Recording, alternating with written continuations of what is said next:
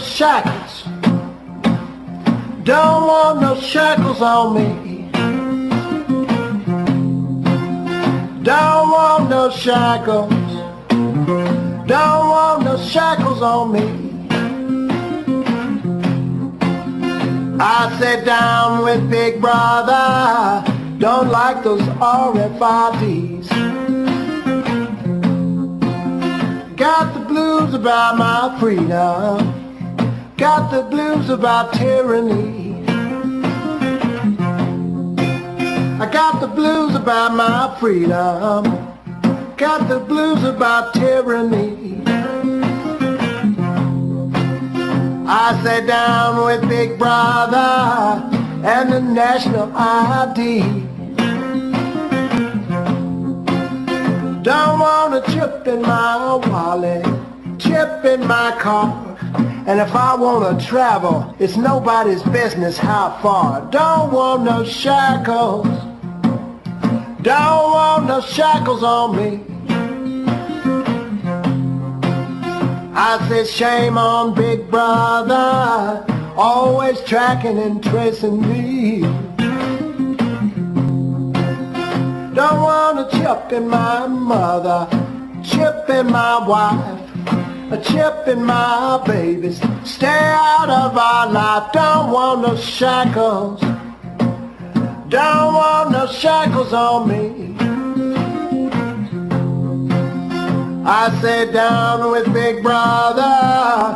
No more slavery. Play it for me, baby.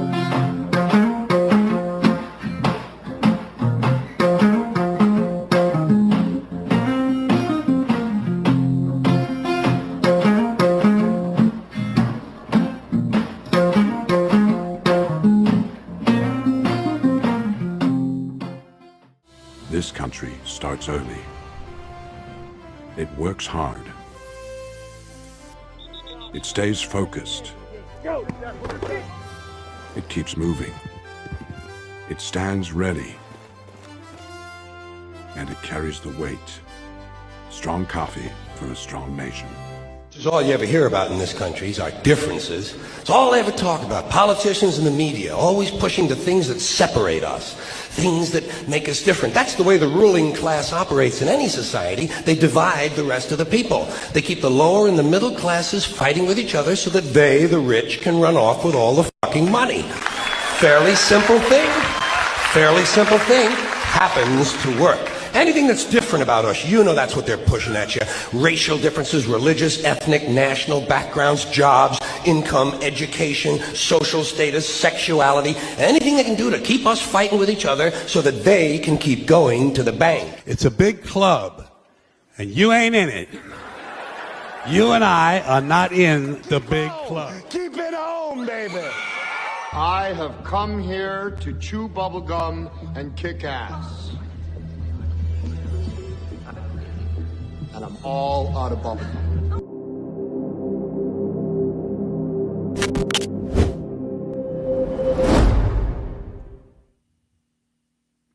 Welcome, everybody, back to Talking with Conspiracy. Tonight with me, myself, and I. We might have Brother Dave pop in. We might have Jamie. You never know. Life happens. We're going to keep on keeping on no matter what. Sorry I was a little late. That happens too. Got people fighting. They need a little extra workout. I'm going to be there to give them that extra time. So,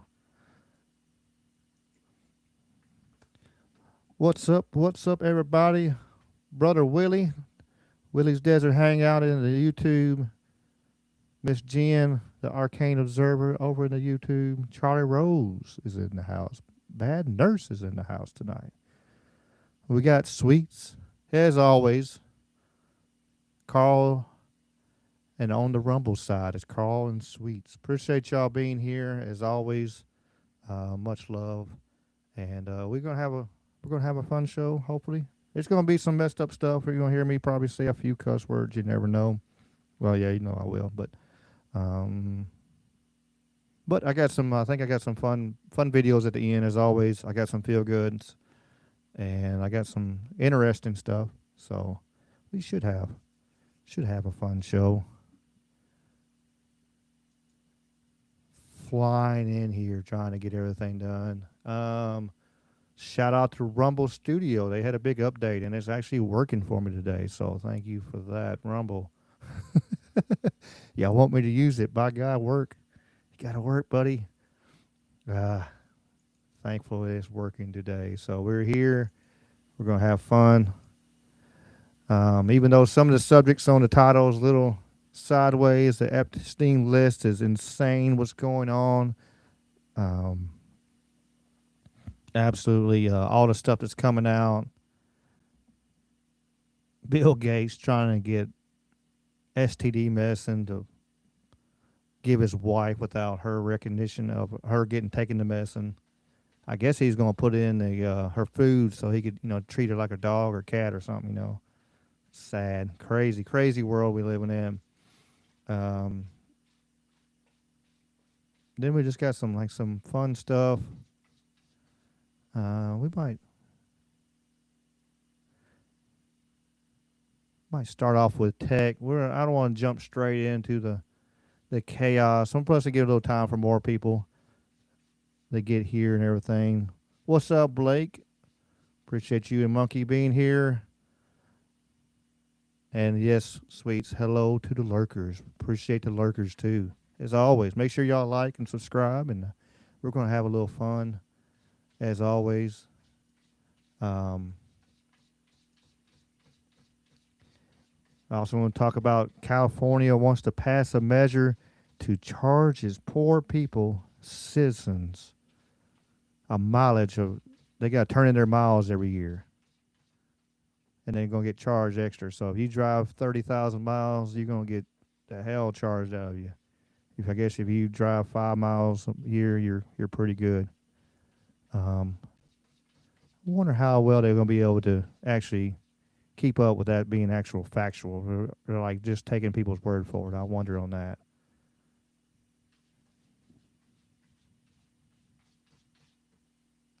I have not seen that one. I did post the Steve Bannon and Epstein interview. I actually posted it on Rumble, so it's a little over an hour. So if y'all want to check it out after this, of course, or at another time, I did put that up there, try to save it, in case they want to try to take it down somewhere. I did put the Steve Bannon, and it was very interesting. Some of the stuff he was naming, being invited to the Trilateral Commission. Appreciate it, Carl. Yeah, please put the link in. If y'all excuse me. If y'all put in links in the chat, you might not know it, but I always click on them and put them over to the side, and I try to watch them after the show or the next day. I'll probably have to watch them the next day because I got a busy day tomorrow. So I'm going to have to actually probably, when we get off with it on the podcast, I'm probably going to have to take my tail to bed because I'm actually have to get up in the morning. Doggone it. Adulthood, doing adult things. It's never fun. All right, cool. Let me check that out. I got it put on my tab. Let me check on the. Oh, we got one person over in the Substack. We are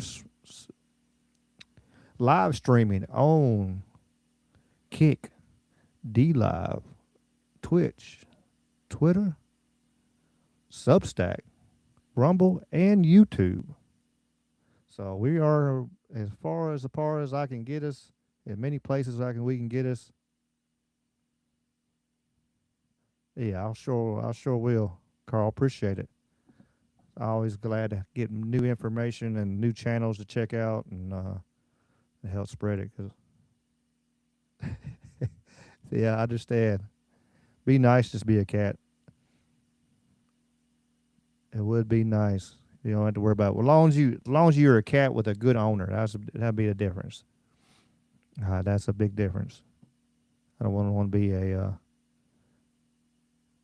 out in the middle of the street in the cold and nobody cared about kitty cat. I'd rather be one in somebody's house that somebody truly loved them and spoiled the hell out of them.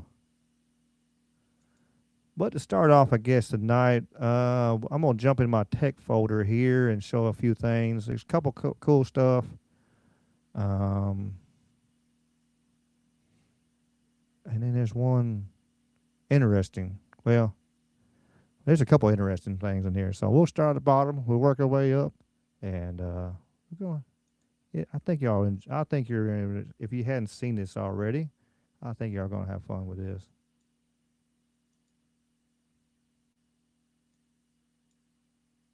One Google AI program adapted on its own after it was prompted in the language of Bangladesh, which it was not trained to know.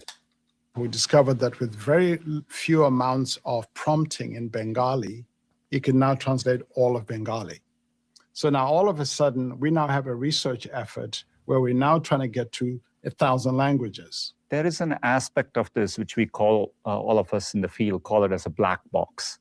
You don't fully understand, and you can't quite tell why it said this or why it got wrong. We have some ideas, and our ability to understand this gets better over time, but that's where the state of the art is. You don't fully understand how it works, and yet you've turned it loose on society? Yeah, let me put it this way. I don't think we fully understand how a human mind works either. So that just makes it better.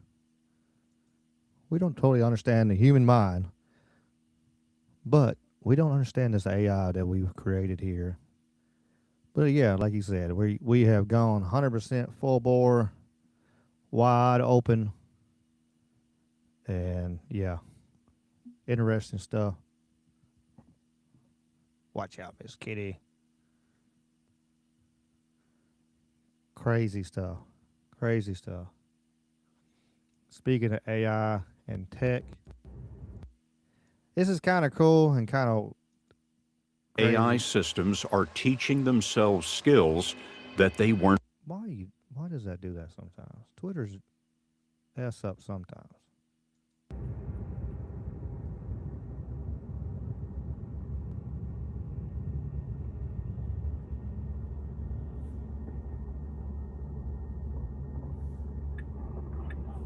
What are we doing here, bud?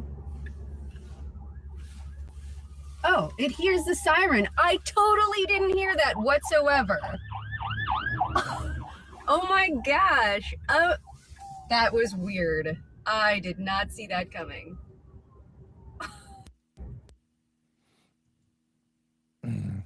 That is nice to have, because a lot of people don't get the music playing too loud or whatever, but that's still kind of unnerving.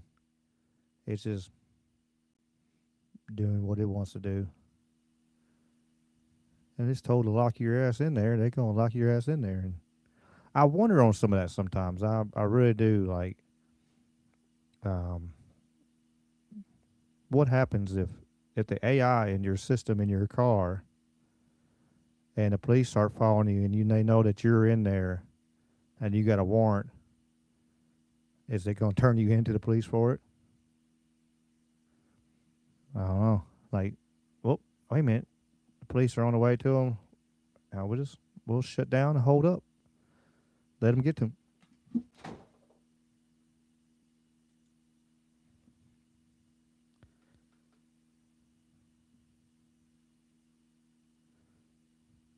Yeah, bad nurse they are. They really are kind of worried about the systems and stuff. We heard Elon talking about it years ago. He was talking about how the what is going to happen with AI. But of course, he went full bore in because he didn't want to be left behind. But yeah, it's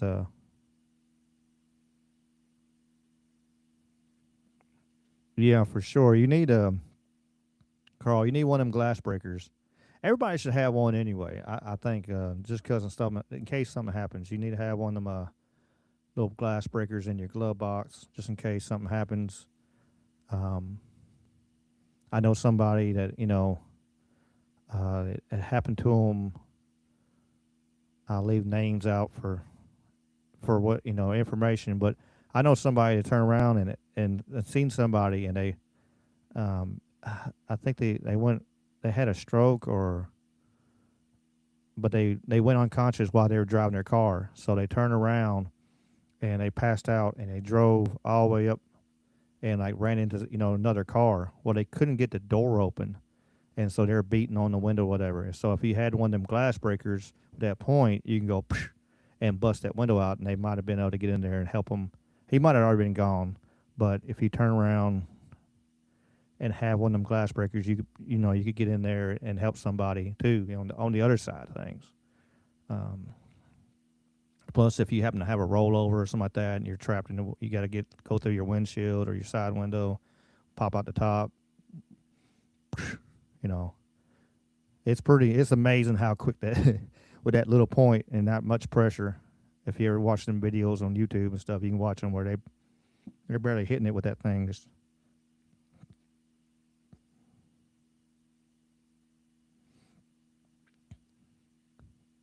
Hudson Valley might even not be that long on the total AI and robotics takeover. As fast as it's growing, which it might be part of it. It might be part of the whole 2030 agenda. It's by 2030. They're supposed to. How many Optimus robots are supposed to be out by 2028? A legion.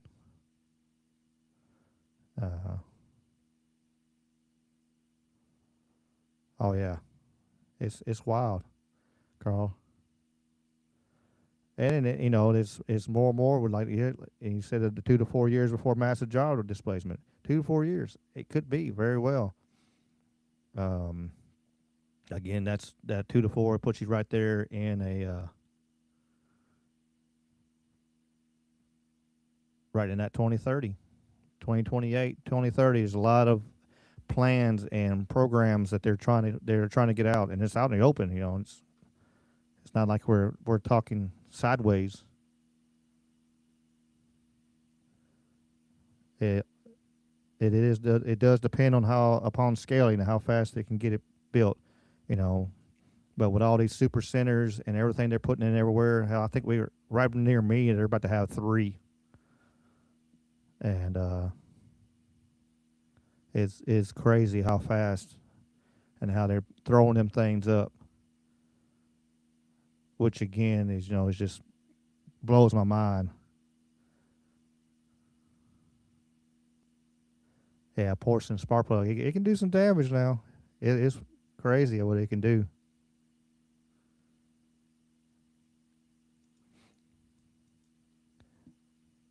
Like I said, on this folder I got some fun stuff too. I worked on cars my entire life. I got a picture. Maybe I can find it in a little bit. I doubt it. Of me working on a car when I was like 15 or 14. But I never paid attention to it. At least check this out. So if you happen to work on cars or whatever, or mess with these old big fuses.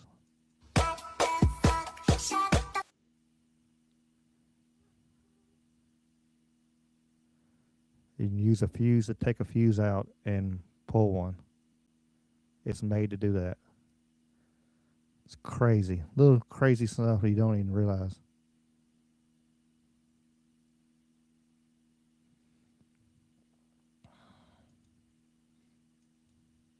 Yeah, I mean, when it's all said, if you've seen the footage of Musk's like proposed satellite footage of coverage of the world, is crazy. Like I'm thinking, how are we going to be able to see stars from all these damn satellites in our way?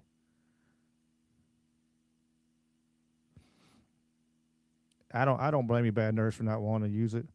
I've seen a lot of people get messed up on it. They're sitting there, and of course you see video. We play videos on here, where people turn around and left their husband or wife, and because of AI, they just that conversation, because you can turn and make it where it agrees with everything you say. You could be a mass murderer and you could get it to agree with you. It's scary.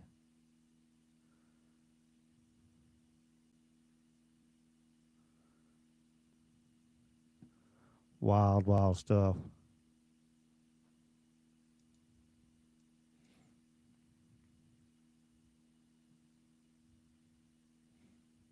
Saw this is kind of cool.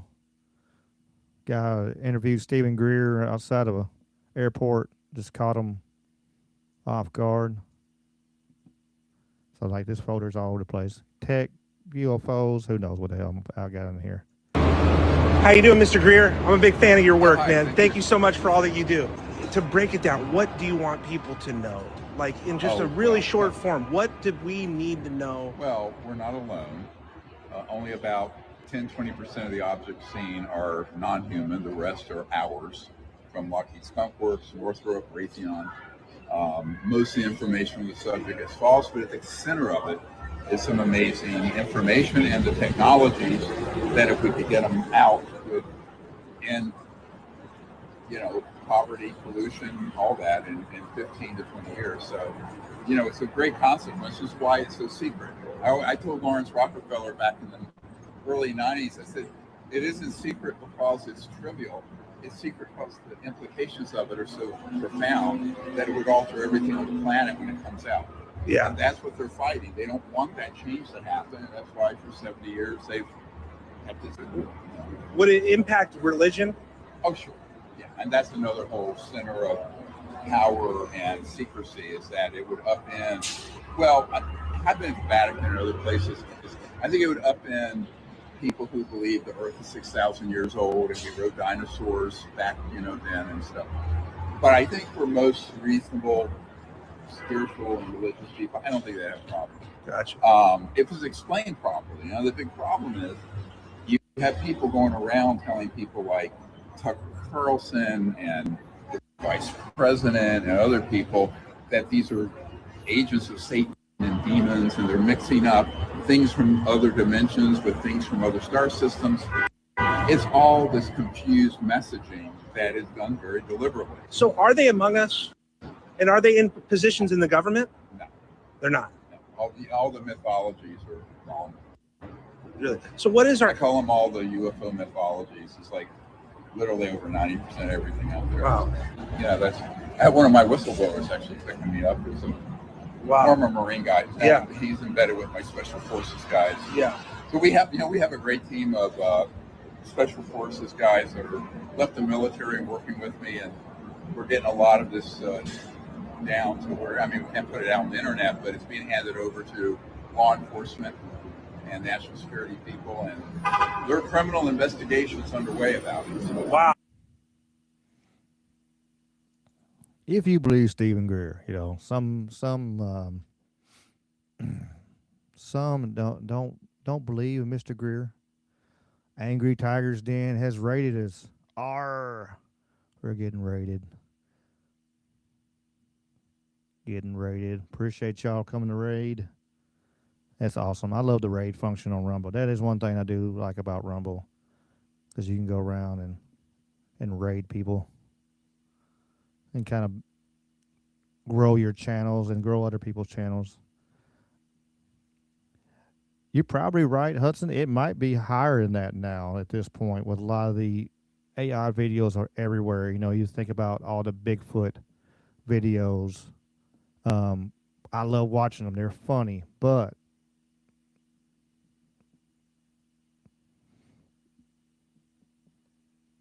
yeah, he did. He did say the disclosure was happening months ago. I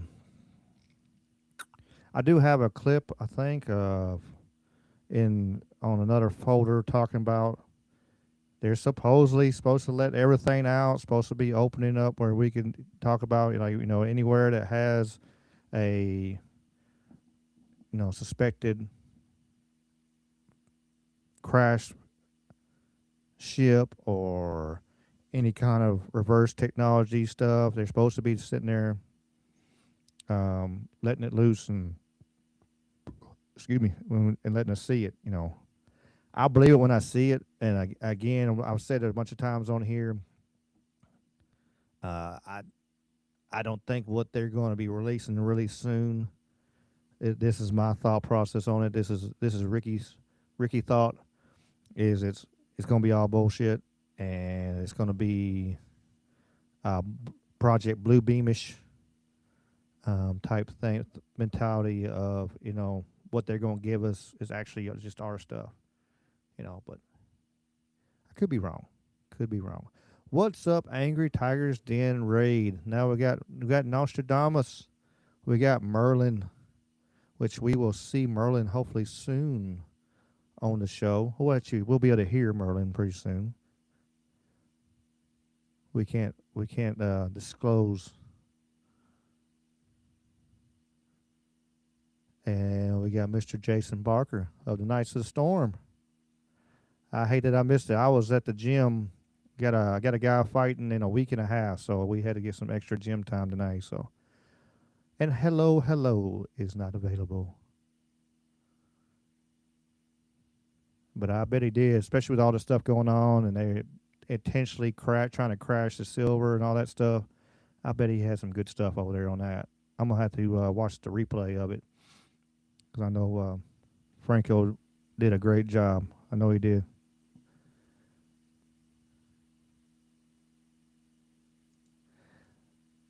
This is one of the freaky things I've seen. I had to show tonight. There's a new documentary talking about. I'm gonna play just a little bit of it. This is a whole 48 minutes of stuff, but the COVID vaccine turns human body into signal transmitter. Even after the nanobots are still working and still transmitting in and after the body's gone, which is crazy to think about.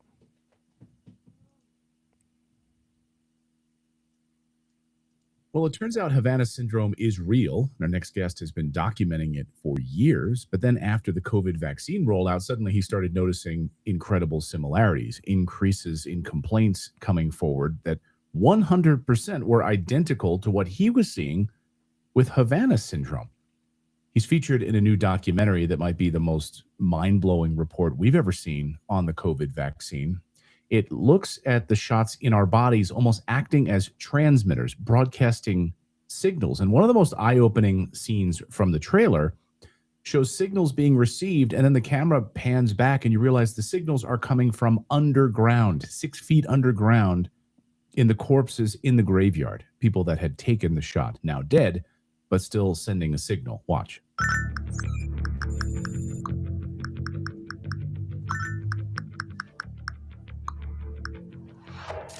Way back in 1778, the Continental Congress unanimously passed America's first whistleblower law. I did this clearly at my own jeopardy. It recognized the duty to give the earliest information to Congress of any misconduct, frauds, or misdemeanors committed by anyone working for government. The information I'm presenting is made as a protected communication.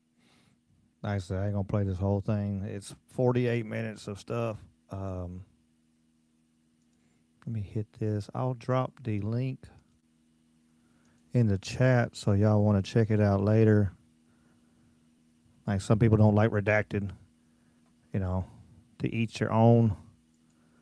But it was interesting. If I can get it to work. Paste. There we go. Aha. What's up, Indy? Glad you made it. Cecilia, how are you? Glad you make it here tonight. Thank you, thank you. I appreciate y'all being here. Much love. Okay, I was like, what in the world? But I sent it to myself. That worked. So, check that out. Damn. And just imagine what is it doing while we're alive? If it's still communicating while it's after you passed away with these nanobites in these bodies, what is it doing while we're alive? It just makes me wonder.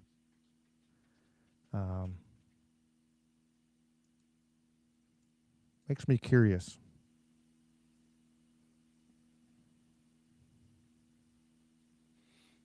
And I got a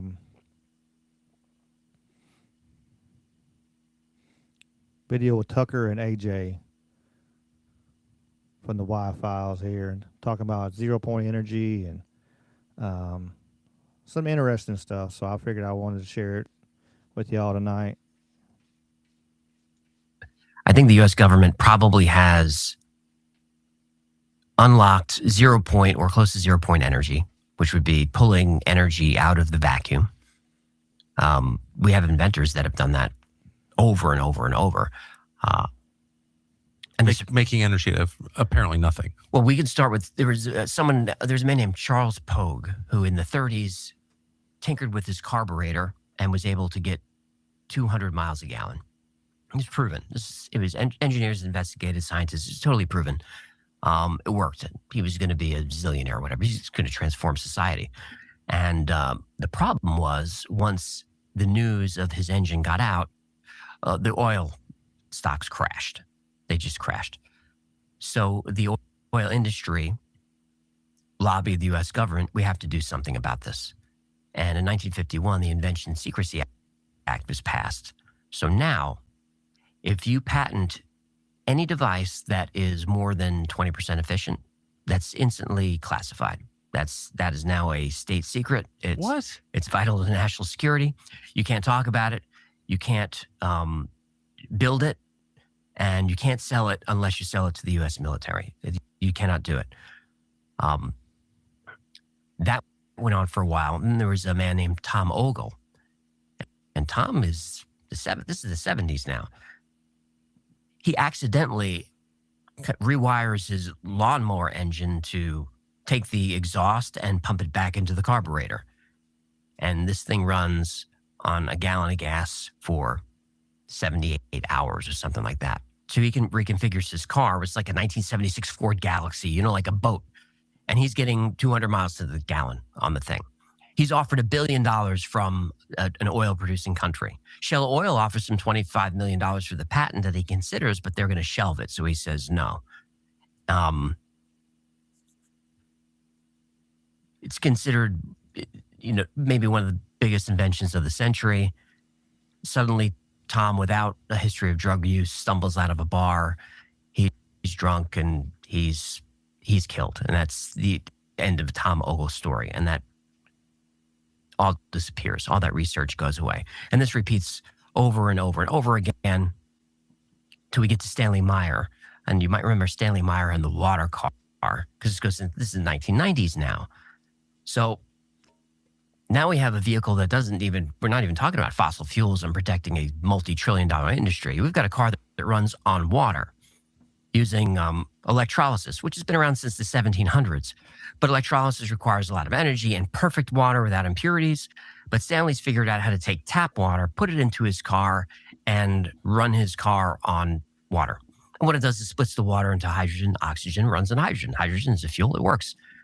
And it works, and he drives it all over the place. It's all over the news. Engineers look at it. They say, this is the invention of the century. This changes everything. He's offered $1 billion and millions of dollars, and everyone wants his engine. And he's sitting at a Cracker Barrel with his brother and some investors, and they raise a glass to toast the new investment and go into the future. And they take their toast. And Stanley suddenly doesn't feel well. He runs outside. He starts vomiting. His brother chases after him and says, what's going on? And Stanley says, they poisoned me, and he dies. And in the medical examiner's report, it says he died of an aneurysm. But if you read the report, you can tell the medical examiner didn't really like that, because he wrote some other stuff like, he said he was poisoned, but toxicology doesn't really show it. But it says he died of an aneurysm. And that technology is now gone. The patent's useless because Stanley faked the numbers because he didn't trust the government, because he had another invention that most people don't know about before his water car, which was this toroid ring. A toroid is a donut. This donut-shaped ring that he invented that created energy out of nothing and levitated. But he patented it. It got hit with the Secrecy Act, and they made his life miserable. But people started to learn about that. And that brings us, there are other inventors in between. Townsend Brown invents this anti-gravity technology. He runs into all kinds of bad luck.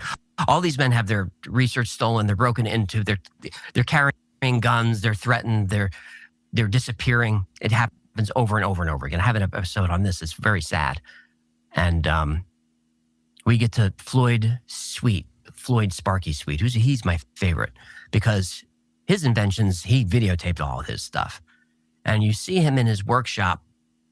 And Sparky, he's an engineer. He's a garage tinkerer, but he's an engineer. And this was supervised by the military physicist. Maybe it was a mistake. And you see him running a fan at high RPMs. And then he's got light bulbs, all of this energy, and it's all running off this little box the size of a deck of cards. And he puts in 0.03 milliwatts, and he gets out all the watts you want. It's a device that no matter what you attach to it, it just, whatever the need is, it will give you the energy. This is Sparky Sweet.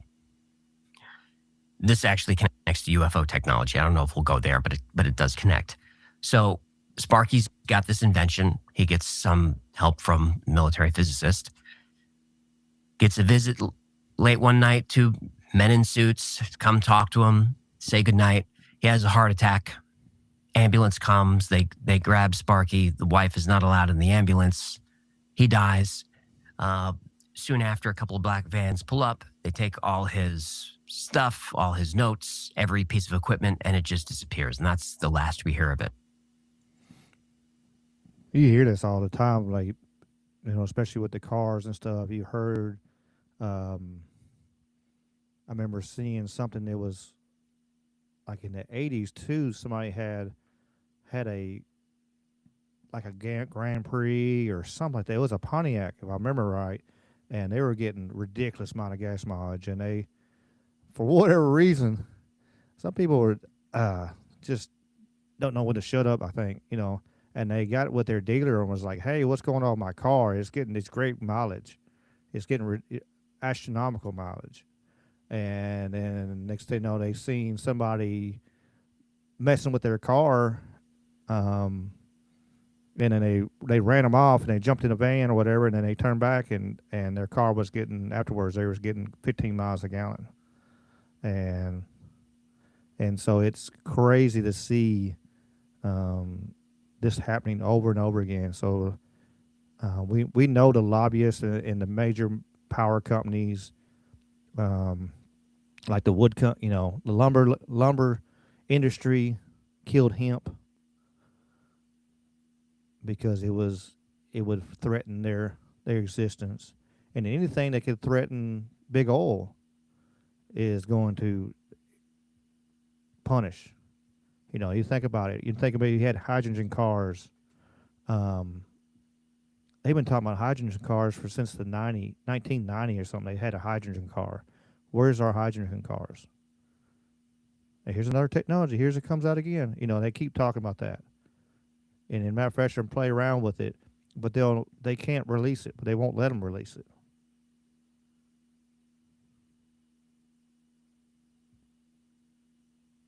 You'll come. I don't know. YouTube it'll be back.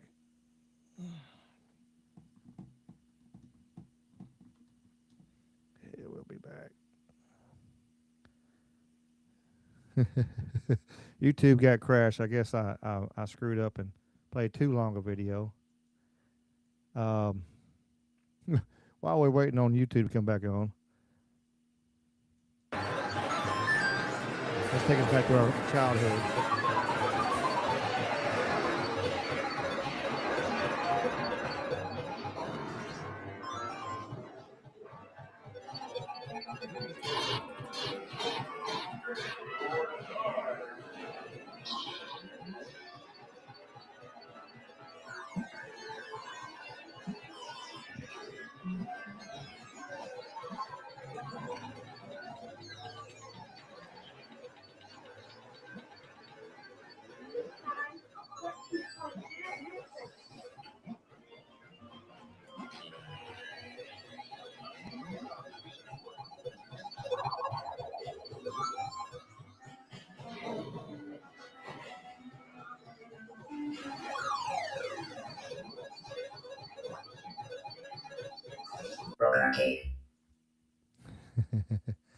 Yeah, we're back on YouTube. Yeah, it just I pissed off YouTube for a second. I'll have to cut that section out. They'll be strong. They'll be strong. It was not you, Mr. Duffy. It was, I promise you, it was all me.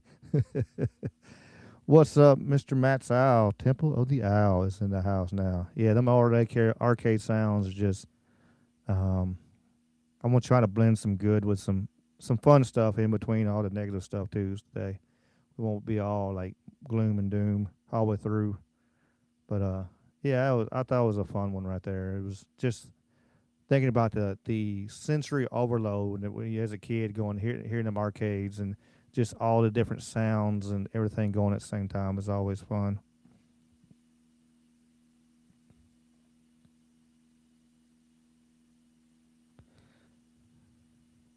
I can't play this one. This is 30 minutes of a cool Area 51 documentary with old Bob Lazar. This is crazy. This is all AI using Kling 3.0. Check out this clip of this movie they made. It said it took them 2 days to make this.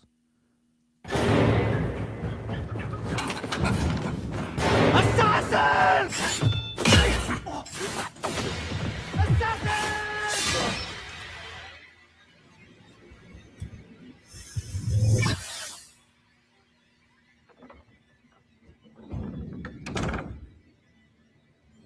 You there.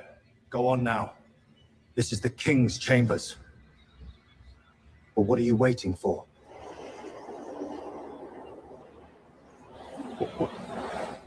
What are you? I'm sorry.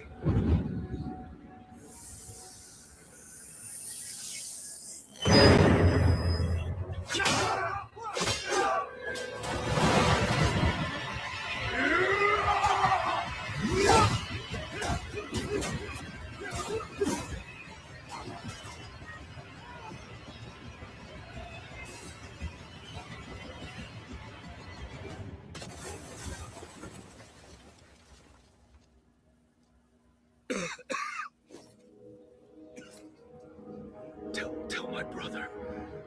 He must find the most important words a man can say.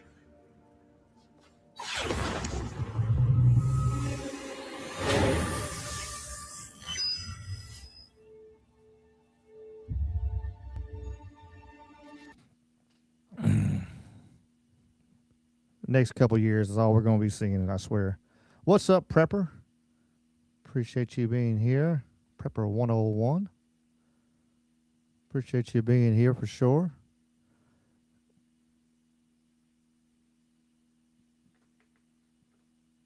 But yeah, it another year. It's going to be crazy.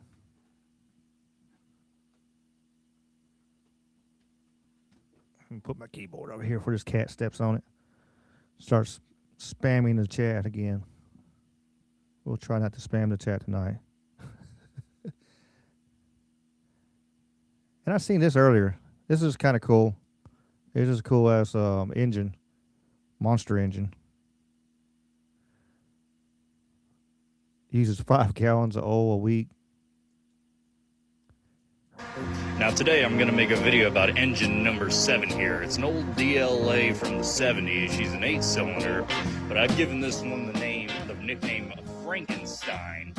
Now the reason for that is because she has had a couple of catastrophic detonations over the time of her service, and you can see some of these welds that they have put on her to help hold her together from the detonations over the years. It's quite the interesting process that they. I'm sitting here thinking about it because he was talking about how the piston will blow out. If you didn't have hearing protection, it must have blown the damn, blown somebody's eardrums out if it didn't damn near kill them. Chocolate milk. I thought about drinking some. I looked at my chocolate milk in the fridge, Nostradamus, and I almost grabbed it. Used to keep her in service, but she does run. Now, long before I started here, there was last time they had a detonation right here. This blast door popped. And we don't know if it was an overprime issue or something wrong with the air valves, but I remember having to take that door off and then replace the gasket for it. I'm gonna walk over here and show you all the other side, and the other side has some stitches on it, and that's why I call it Frankenstein, because it reminds me of stitches with these welds. Now, if you look real closely, you can kind of see a lot of these, a lot of welds in the engine right there. Like, look at that! Holy jeez Louise, they freaking welded the entire fucking thing together.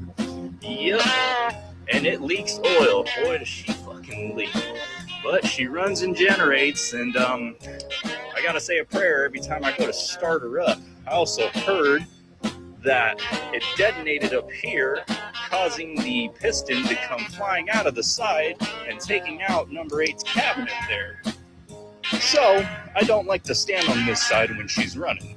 She does leak a shitload of oil too. Leaks about 5 gallons a week, so I keep it in a bucket and filter it out and recycle the oil because of how much she fucking leaks. She is a messy girl, but gosh darn does she run. I gotta say a prayer every time I start her up though, because it beats and bangs a little bit, and I wet my pants when she does do that. That's crazy. I worked on a bunch of big engines and big plants and stuff like that, but that right there, that size engine is ridiculous. Crazy stuff.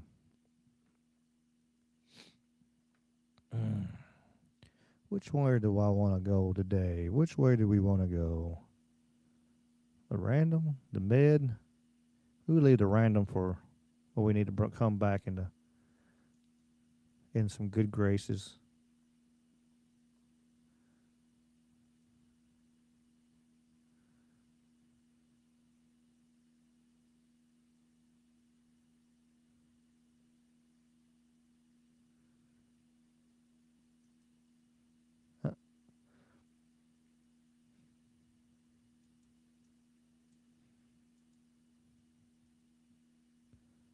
Well, we're going to have Indy. You know him, Roger? Very good guy.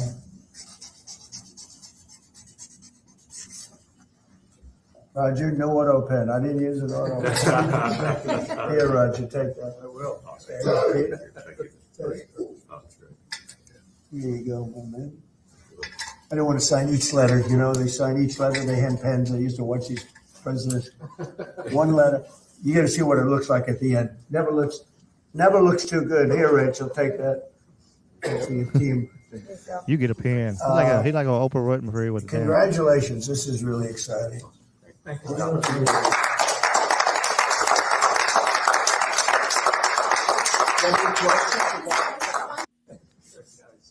So what are you going on? They're going to have Freedom 250 Grand Prix. It's going to take place in August 21st to the 23rd. That's crazy. Going to have the UFC event there on the damn White House lawn. Let me get my words out. I don't know where the track's going to be. Going to be in August. I guess they'll be on the roads, whatever, and they'll just have to fence it off. Fucking crazy stuff.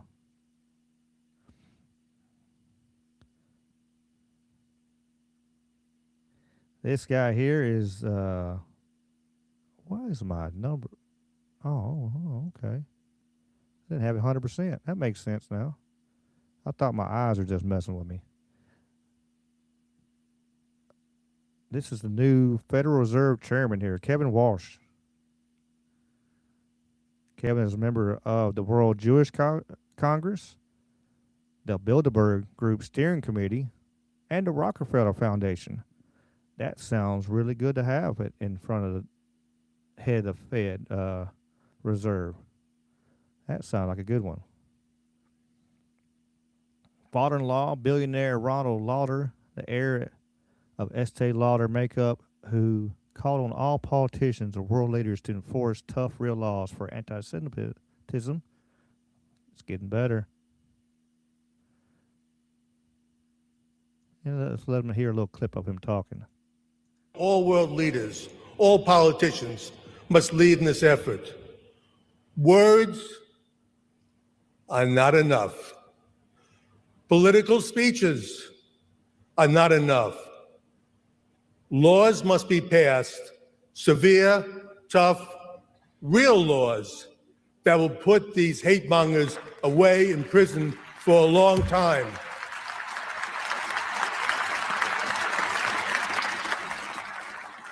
All world leaders. Yeah. Yeah.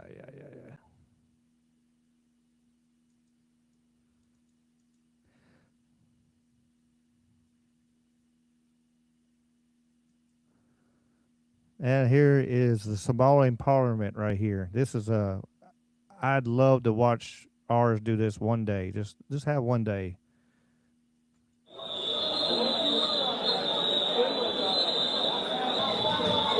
warbixin iyo qiibo leh ku kooban tahay hal la qiibiyo warbixinta iyo nuxuraha soo jeedinta. What do different color whistles mean? Like there's a blue whistle, there's a red whistle, there's a black whistle. That guy's tearing up shit.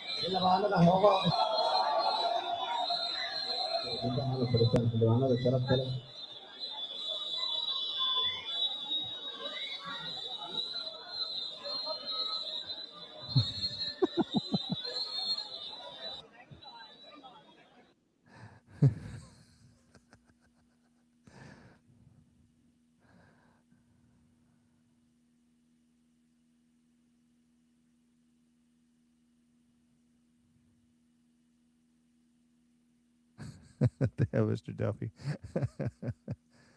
Oh, damn it.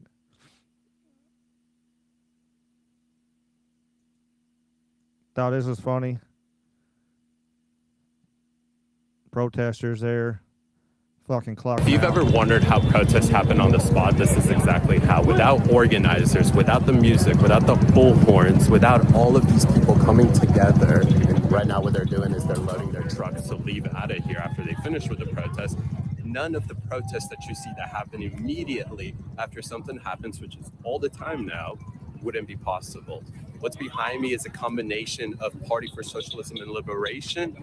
We have Democrat Socialists of America here as well, and a couple very loose communist organizations like Revolutionary Communists for America.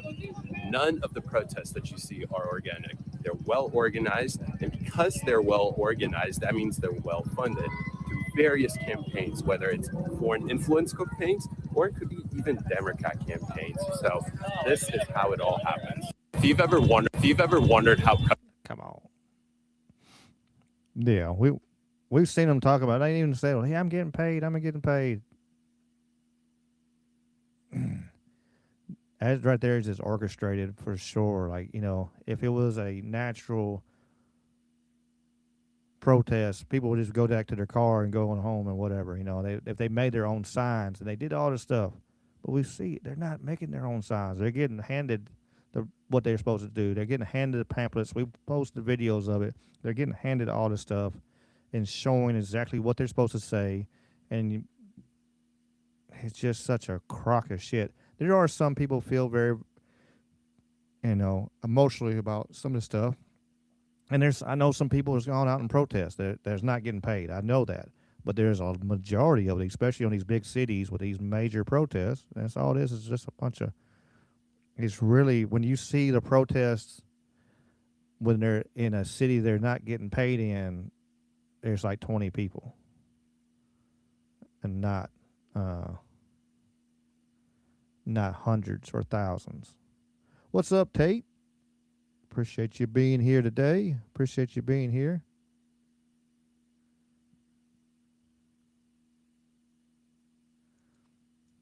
Oh, yeah, here's what I was talking about earlier about the damn gas tax.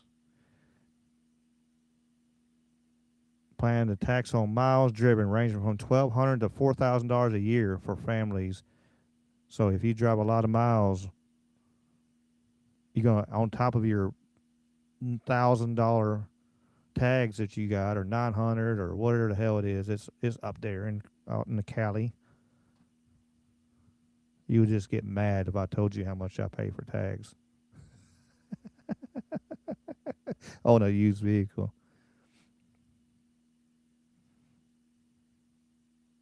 Now, a new vehicle down here where I'm at is it's kind of ridiculous, but down in Tennessee, it is a flat rate. It's like $120. That's it. Mississippi does rated how much the vehicle is, so it can go all the way down like $25. But let me let this guy talk here. He's very arrogant. I'm gonna check out the chat while he talks. So the people here protesting against ICE have absolutely no idea that their rights were completely violated yesterday by the California state legislature.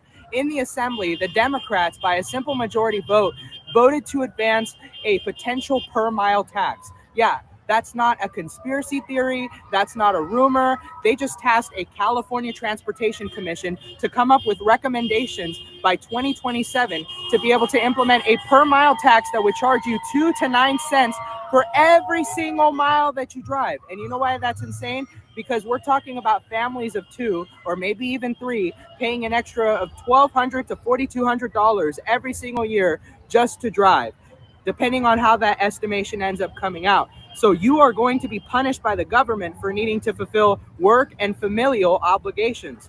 Add on top of that the fact that the U.S. House decided that cars that are made past 2026 should continue to have kill switches in them. This was a decision that was made by the Biden administration, and it really irritates me. It should irritate the American people, because imagine if in a state like California, they sent you your quarterly or your monthly billing for the per mile tax and you refuse to pay it. Then they're gonna what? Kill switch your car? Oh yeah, no, you're not paying your per mile tax. Uncle Sam didn't get his money. Now you don't get to drive. The worst part of all that is we're supposed to trust them with our money. I mean, a report just came out that we threw 236 million or something at a homelessness program that was run by, Newsom, trying to get people who were going in between the streets and crime off the streets permanently and not into crime and, a stable living, a stable life.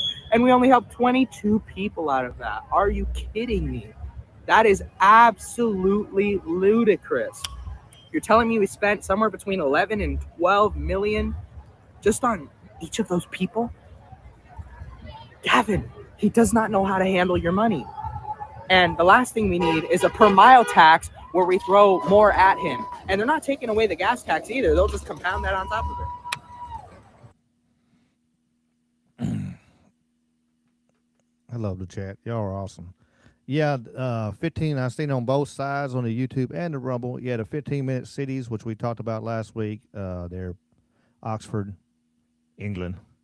Jamie thought I was talking about Oxford, Mississippi. But Oxford, England, they're actually starting the 15-minute city. And that's part of the goal, is like they want you, okay, we're going to, I think maybe California is always a test bed for a lot of that stuff. A lot of the very progressive is always comes out of California first. You always see that. And then it trickles across, like what I've been saying. It's going to start in England, it's going to come over here. Where does it start here a lot of times? It is California. Or the most progressive shit. And if they jack up all the prices on how many miles you drive, then 15-minute city sounds pretty good, where we just get our own little bicycles, or we use public transportation, or we walk to our work. I used to be able to walk before I worked, before I sold my house, but that was special. But that is the goal. This is the push. This is the push, that 2030 agenda. They're amping it up, amping it up, amping it up. And you're seeing more and more of these cities getting destroyed. We showed that video last week about all the several different cities that got destroyed, and they had a 15-minute city agenda in it, because that's, how else did all of a sudden you're going to change the whole structure of a city without knocking part of it down to do it,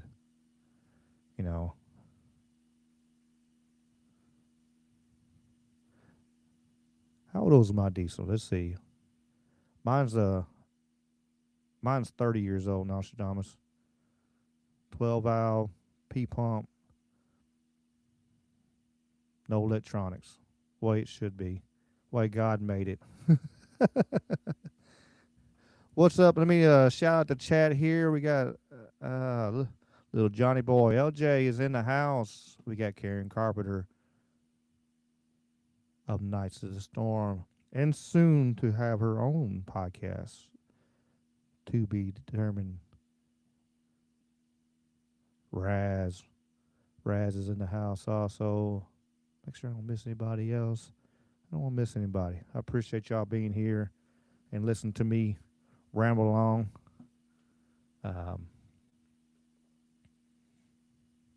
Because it's just me here today. So y'all just get to hear me.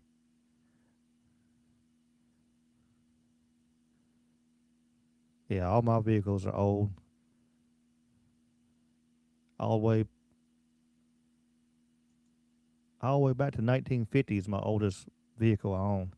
It don't run yet. It's coming.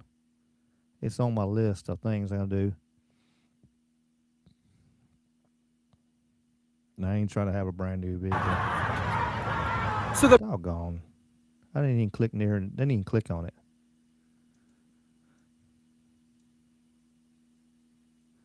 Oh, Bill Maher. Some days Bill Maher does good. Some days, I don't know, he talks his house to his ass.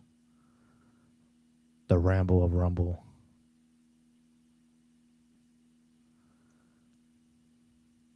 You play ramble and rumble. I mean, if you can have a new car, that's great. I like new cars. I had a 2020 Ram 2500. It was wonderful. It rode so nice. Beautiful power. But that $900 truck note just, hurt my feelings. It hurt my feelings bad. I just didn't want to have that no more. So I sold it.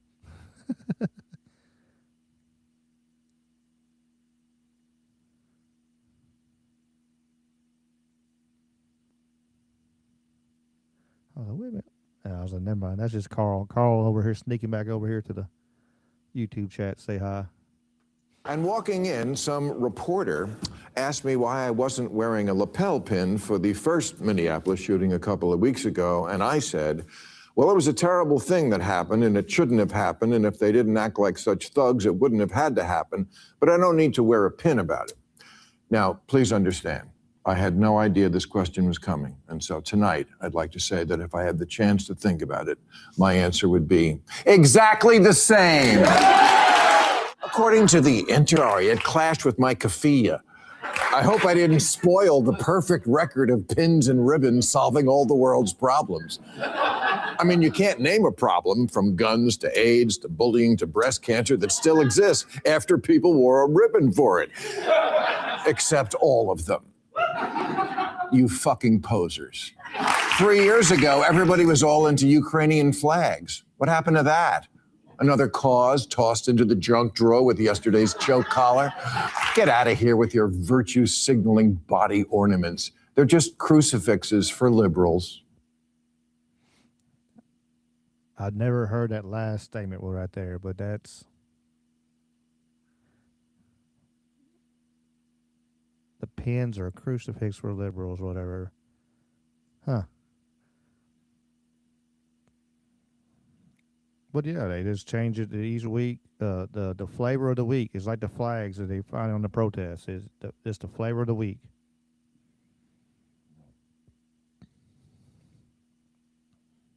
No, the talking heads can't, Jen. They really can't, And that's the whole hypocrisy, Billie Eilish talking about, there's no illegals on stolen land, and now a lawyer is actually coming up to her, hey, we can sue you on the behalf of this Indian tribe since you're on stolen land on their land that used to be their land with this $12 million mansion. I just think it's funny, but when you say they have no ideas.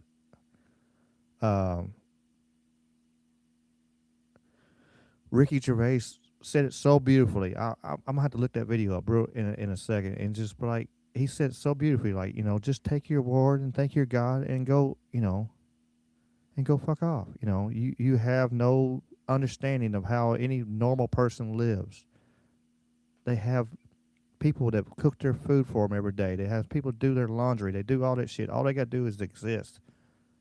Maybe work out. If you're in a, get your workout where you have big muscles and stay, stay thin. Take your Ozempic, so you look like a zombie, and go on your way, and that's it.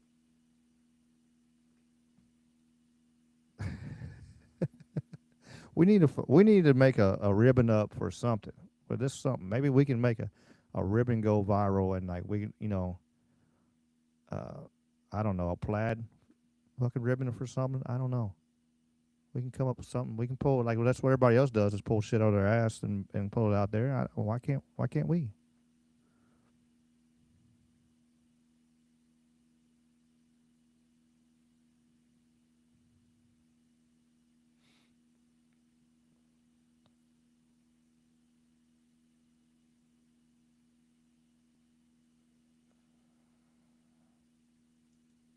I should have put these videos together. This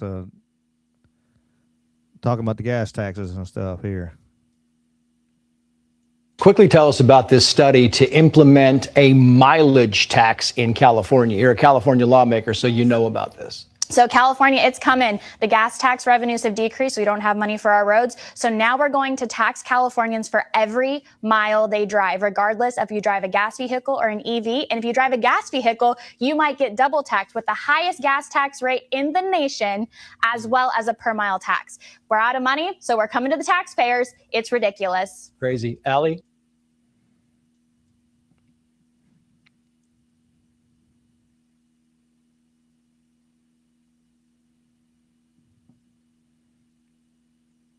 You're right, Yana.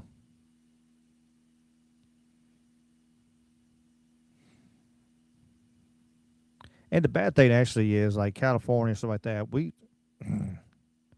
If you want to get technical with California, the United States did not conquer California and the Indians there. They actually, I think it was the Spanish and then Mexico, and then we bought it from Mexico. So the United States actually the only thing they did was buy it after everybody else who went through there and did all the hard work and the evil work. T-shirt that says "Here in the World." Well, I'll make that T-shirt. You give me more ideas. I'll put that down. Let me put it on my notes here. Let's see. We need a tinfoil ribbon. Come on, notepad. Come on, you can do it. There we go.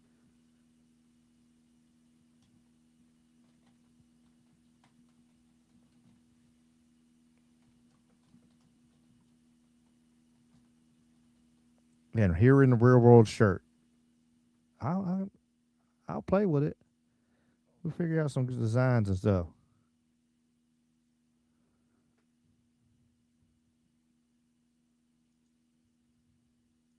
We come up with some designs.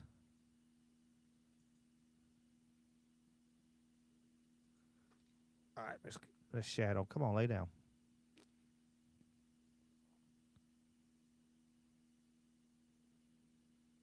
Oh, and more Gavin Newsom idiocracy. Dr. Oz might have well be living in Oz when he went down attacking the Armenian community just a few days ago. A business that's down now 30%. Poor guy, small businessman, running a bakery because he decided to do a little TikTok video or something, saying they're somehow connected to the mob around hospice. Well, hospice, we've been after that for years and years before Oz was even on the scene. 2021, we did a moratorium on new hospice program. 280 we shuttered. We've been after this for years and years and years. We want an open hand, not a closed fist.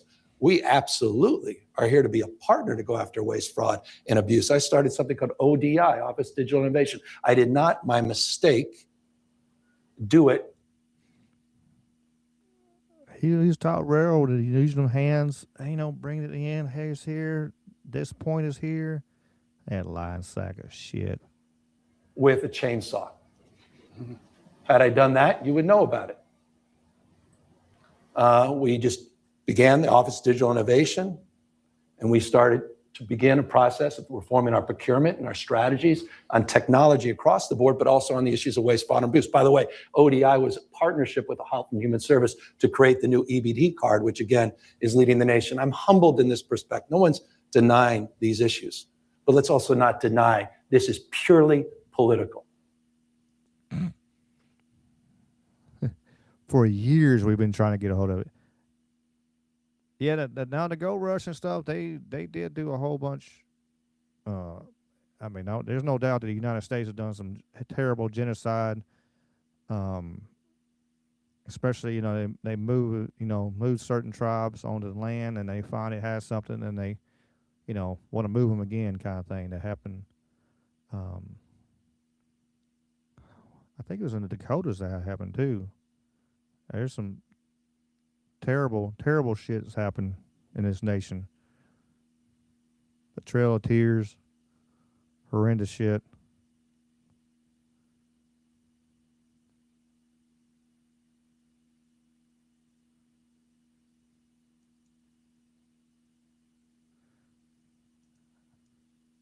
I like seeing Kumo getting put in his place here.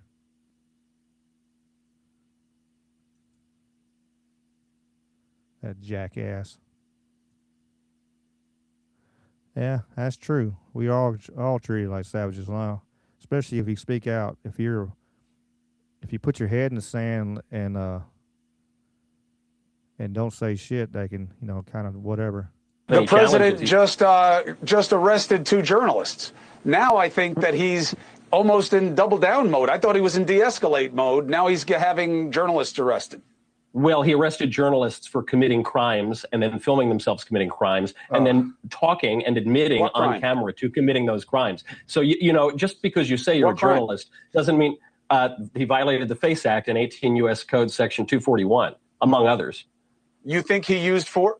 Yeah, well, look, just because you know the number of the statute, bravo, you probably know the acronym. I just read the indictment. But they also want to throw the Ku Klux Klan Act after him. The indictment, as a lawyer, let me tell you, not an impressive document. And you should read into why that felony complaint that they tried originally got signed.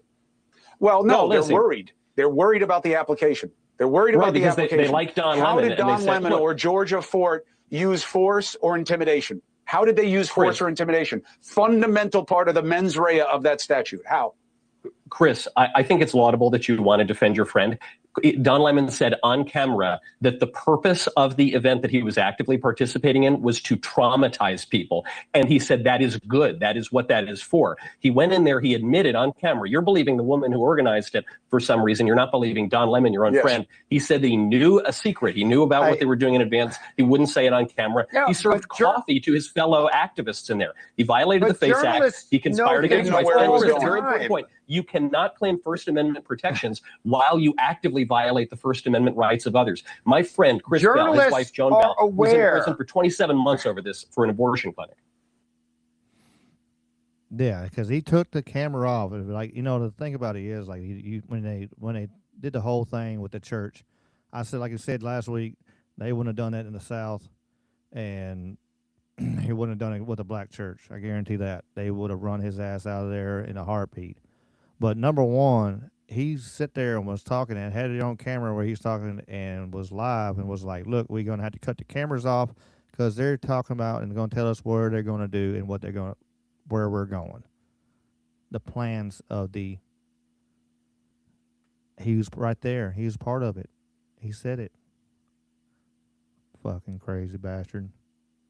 Brother Dave's Waffle House. Much love to our friend from across the pond.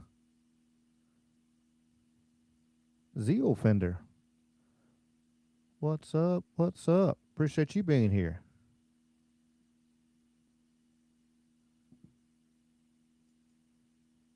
I hope they throw the book at him, and everyone's like, well, he's a journalist. He's a journalist, but he's just got a podcast show and everything else, and they always want to take it like, well, no, they're not real journalists, but because Don Lemon's doing it, and now he's a real journalist because he used to be one, but got fired. The hypocrisy on that shit too is crazy. If I turn around and hadn't, walked up there and trying to interview people, they wouldn't call me a journalist. even though I do the same thing he does. Bastards. What?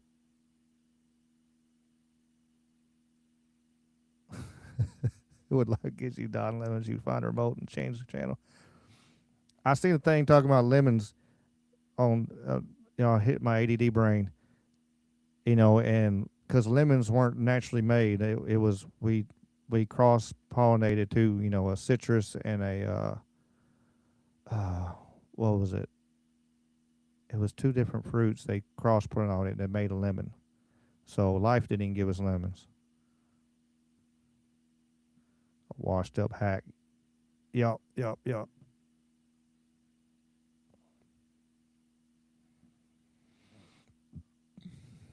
was talking to somebody about this stuff tonight, talking about all this absolute craziness of all these politicians and stuff and their money wise.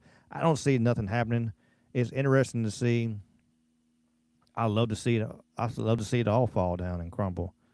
And I think they need to kick all the lobbyists out of DC so they stop spending all this money and pushing their agenda and not what actually the people need. They need to get rid of all that shit. That'd be number one thing absolutely need. Boot the fucking lobbyists. We don't need money from both sides coming in, and whoever's got the bigger fucking bank account is what gets by. We need what's best for the people and what we need to have. Just fucking crazy.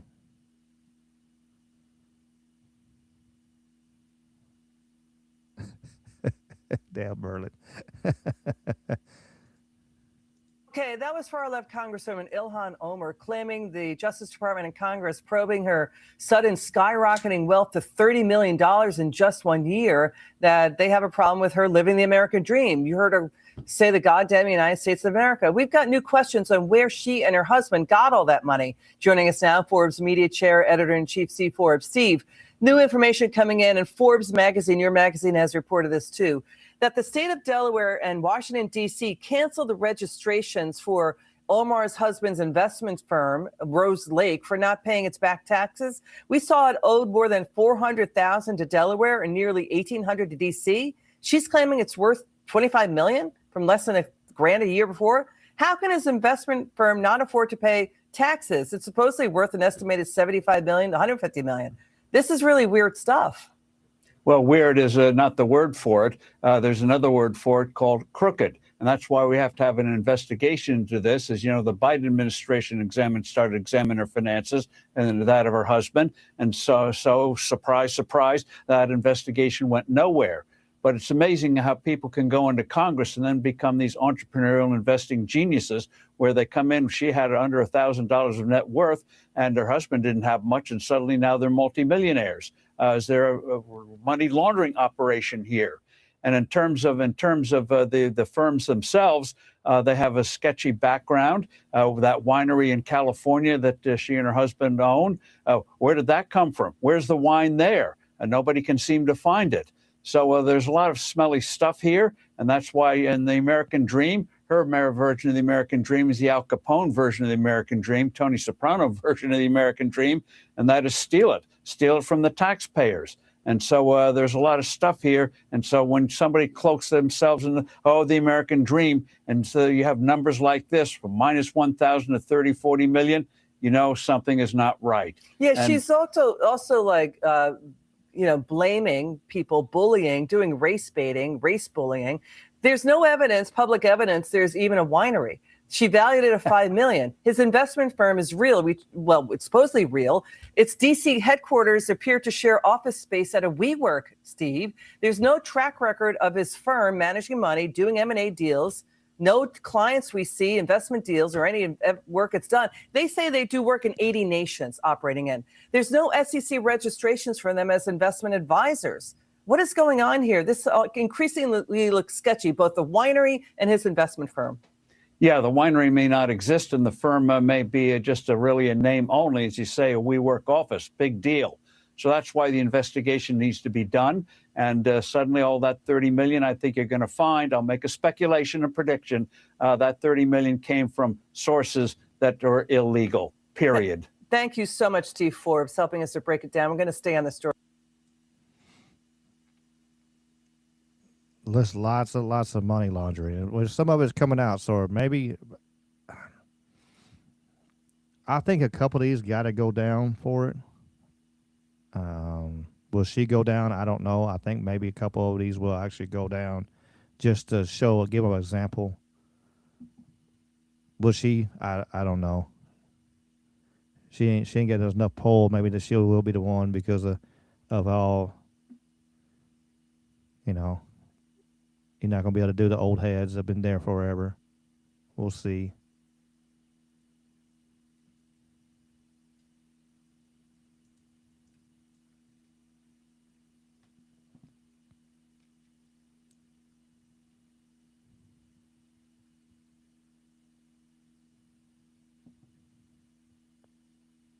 I'm looking at the chat over here.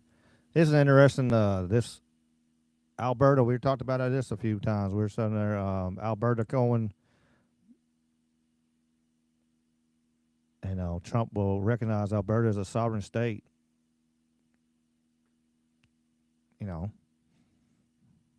Be kind of like Israel, and down in Somaliland or whatever, recognizing them.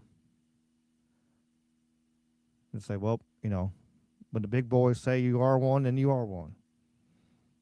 So I don't know how this is going to play, but this is, you hear him talk. Can you understand how, on the face of it, Canadians would view, some Canadians outside of the ones that support your cause, who are not necessarily unempathetic to the frustrations expressed by people in this province, but who would view the idea of, people here meeting with a government that has, spoken the way it has about this country as a whole as problematic and seeking money to make this happen. I understand that there's a lot of Ontarians and people in Quebec that suffer deeply from Trump derangement syndrome, but we're not doing anything untoward. It's absolutely, from our perspective, we're just conducting due diligence on behalf of our fellow Albertans. We're serious professionals. I mean, I've argued cases at the Supreme Court of Canada, for goodness sake. I mean, we take what we're doing very seriously. And obviously the attitude of the United States towards Alberta independence, which incidentally is overwhelmingly enthusiastic, is something that informs our movement going forward. If the United States said, oh God, we can't tolerate that, flies in the face of, the communist New World Order, we'll slap a 300% tariff on Albertans if they leave because we want you to remain resource slaves of the communist government in Ottawa, it would be a totally different conversation. But that's not the case. We're gratified that it's the case. And quite frankly, the Trump administration shows Albertans far more respect than is shown to Albertans by the government in Ottawa. Do you think three of us could get a meeting with Tim Hodgson to talk about the need for a pipeline to the Pacific Northwest so that David Eby can't continue to hold us hostage? Of course not, because they want us to be held hostage. So, so I understand that there are Canadians that are upset, especially in Ontario, that when Alberta leaves, that Ontarians for the first time in their lives are going to have to pay their own bills and pay the bills of the Maritimes that we've been paying for years. I understand that's upsetting to people, but they need to understand that Albertans are done, we're leaving, and there's no more conversation to be had. I know that's upsetting to people. Do you believe, though, that the motivations of the people you're meeting with or in the Trump administration are altruistic? Like, do you think they want what's good for you and people who support your cause, or do you think that they're trying to leverage this to get the upper hand against the country of Canada as a whole? I've studied foreign policy at the university level. I have an honors degree in political science and I have an honors degree in law from the London School of Economics. Don't you think that communist Ottawa is leveraging communist China against Alberta? I mean, come on. I mean, we live in the world of realpolitik. But you don't mind being a pawn in that fight? We're not a pawn. I mean, we're talking to them about our aspirations and we have our goals and objectives. So, we're not a pawn. We're actually more like a rook or a queen on a chessboard moving forward in the direction that we want to move freely on the board. The pawns are the provincial premiers like Danielle Smith that are being manipulated by Carney and Eby and communist China to do their globalist bidding, as far as I'm concerned. When you mentioned that you've met with people in the State Department, you feel as though that message has been conveyed to Scott Bessent. That's why he made the comments he did. How high up are the meetings that you're taking? Are there names, for example, of people that you're meeting with that we would recognize offhand? I'm not sure about that. Probably. I mean, we're meeting at a very high level. People in our meetings are going, direct. Stephen Miller? I'm not going to say. I mean, why not? We're not, because we're not. We have an agreement with the people that we're meeting with that we're not disclosing the identities of the people that we're meeting with. So why not? May I ask? Because it's an agreement. So that's all. But again, like, would it be reasonable to question the motivations of making that well, agreement? that's probably why we're not talking about it. We don't want them being bothered by people from the press in Canada asking them silly questions.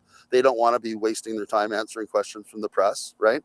And we're fine with that. We don't care. I mean, we know already that our meetings are paying dividends when the U.S. Secretary of Treasury is announcing the fact that the U.S. would be open to a pipeline through the Pacific Northwest to take David Eby and Communist China out of control of the Alberta oil field. May I ask then, in a different way, have there been conversations, among yourself or people in the movement with, for example, as high as President Trump? No. Well, I mean, I haven't. I'm not sure about David Cameron. He's not really part of our movement and part of what we're doing. He's the leader of the Republican Party of Alberta. He claims to have been to Mar-a-Lago and whatever. We don't need to meet with President Trump. We're really technicians when it comes right down to it, right? At the end of the day, our next delegation to Washington, we're going to have bankers, economists, corporate lawyers, et cetera, to help with this feasibility study that we're conducting, right? And we're going to be putting together, what a potential deal memo could look like and put together a complete dossier so that we can just hand it over to whoever the government of Alberta is in power and say, hey, if Ottawa is giving you a hard time, here's an easy way out. There's a large credit facility that's available through Goldman Sachs or JP Morgan or whoever in the event that Ottawa tries to cut off your money. Yeah, if I go to sleep and all the cats, that's all you'll see is cats on live stream. It'll be fighting in a square or whatever. Who knows what they'll do? Or these masks might start levitating behind me. You never know what's going to happen here. Night, Jason Barker. Y'all make sure y'all check out Knights of the Storm Saturday. They're going to have a great show at 1 o'clock Central Time on Rumble. And Nostradamus, appreciate you being here also. Y'all take care. I should put these videos together. These saving is like, I can't move them around. I wish you could. I don't think you can. Yeah. Wish you could. Wish there was a better way of doing this. There might be. I'd learn. Let me get this straight. I gotta pay taxes when I buy my car. I gotta pay taxes to drive my car. I gotta pay taxes on the gas for my car. Now I have to pay taxes for miles on roads I already pay taxes for? Let me get this straight. It was just a quick one, though.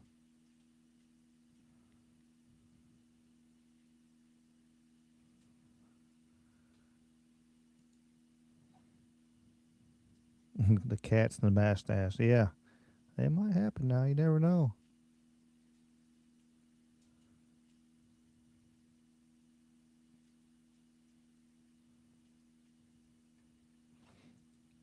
Just day before Democrat Representative Ayanna Pressley was sworn into Congress, her husband quit a $92,000 job to start a consulting firm. Consulting firms seem like the best way to make some money. I'm gonna have to make myself a consulting firm and see how this goes, because I think we can make some money. We'll all go together here and do it. Well, this is a Fox News alert. It looks like Ilhan Omar isn't the only Millionaire Squad member. Now, our team dug into open secrets and financial disclosure reports. What we found is that when Ayanna Pressley was elected to Congress back in 2018, she had a negative net worth. You fast forward to today, she's worth $1.3 million with assets worth up to $8 million. Now, that's a massive increase in just 6 years, especially for someone on a $174,000 congressional salary. It's impressive, really.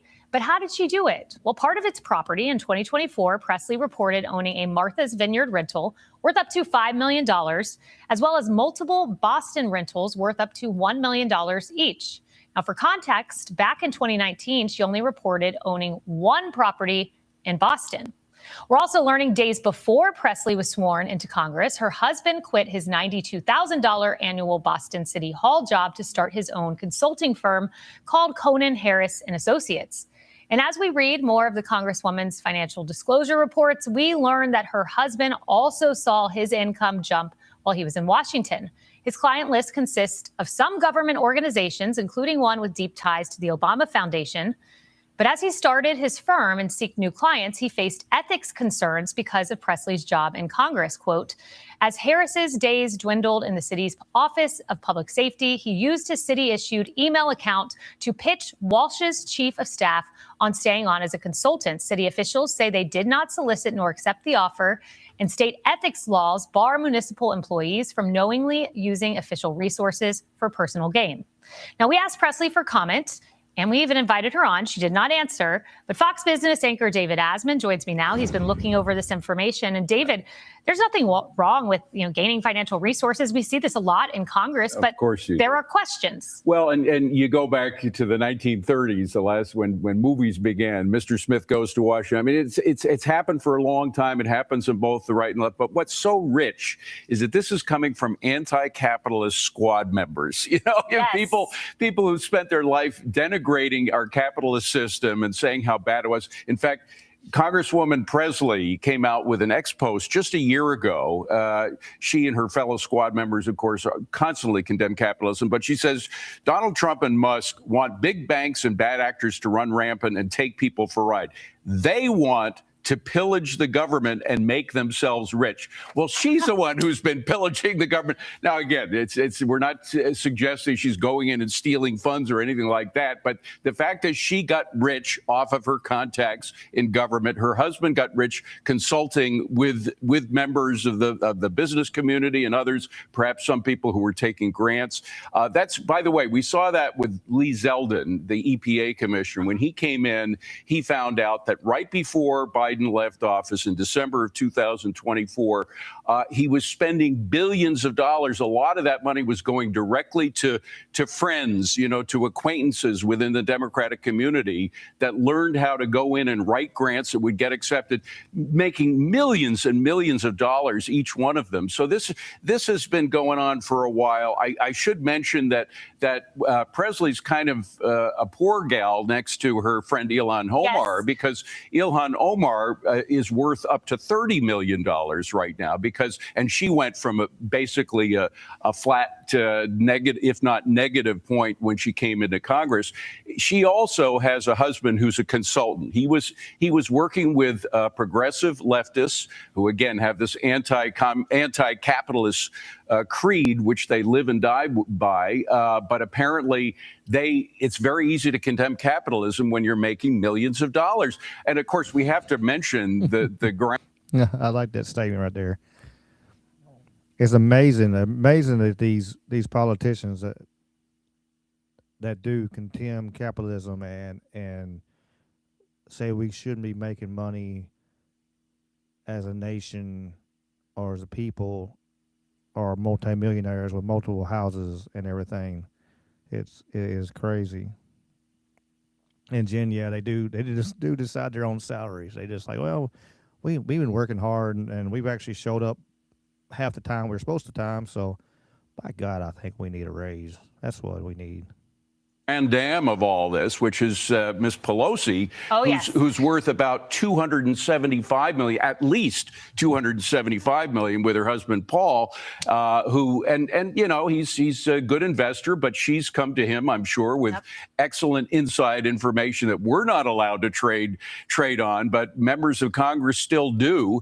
And there are certain trades that she and her husband made that clearly were based on information she was getting about credit card companies that were going to have a particular advantage that other companies didn't have. So this has got to stop. We've tried to stop it time and time again. Again, going back decades and decades, it never seems to work properly.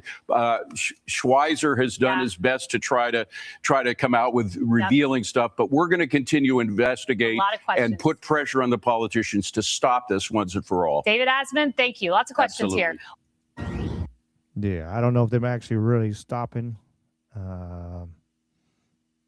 Yeah, what's up, Coach Future? Appreciate you. Yeah, I don't get any notifications or nothing. Let's see, did it?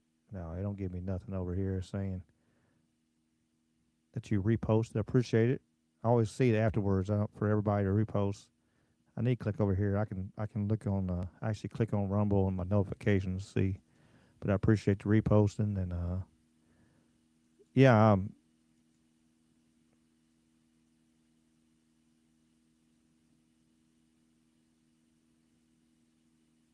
Yep, they're always doing what they accuse others of doing. It's funny how that works that way. You know, when one person is accusing another person of it, and they're guaranteed that was the ones that are doing it. Sorry for giving you nightmares, Yona. That's not the goal here. That wasn't the goal. I can see that though.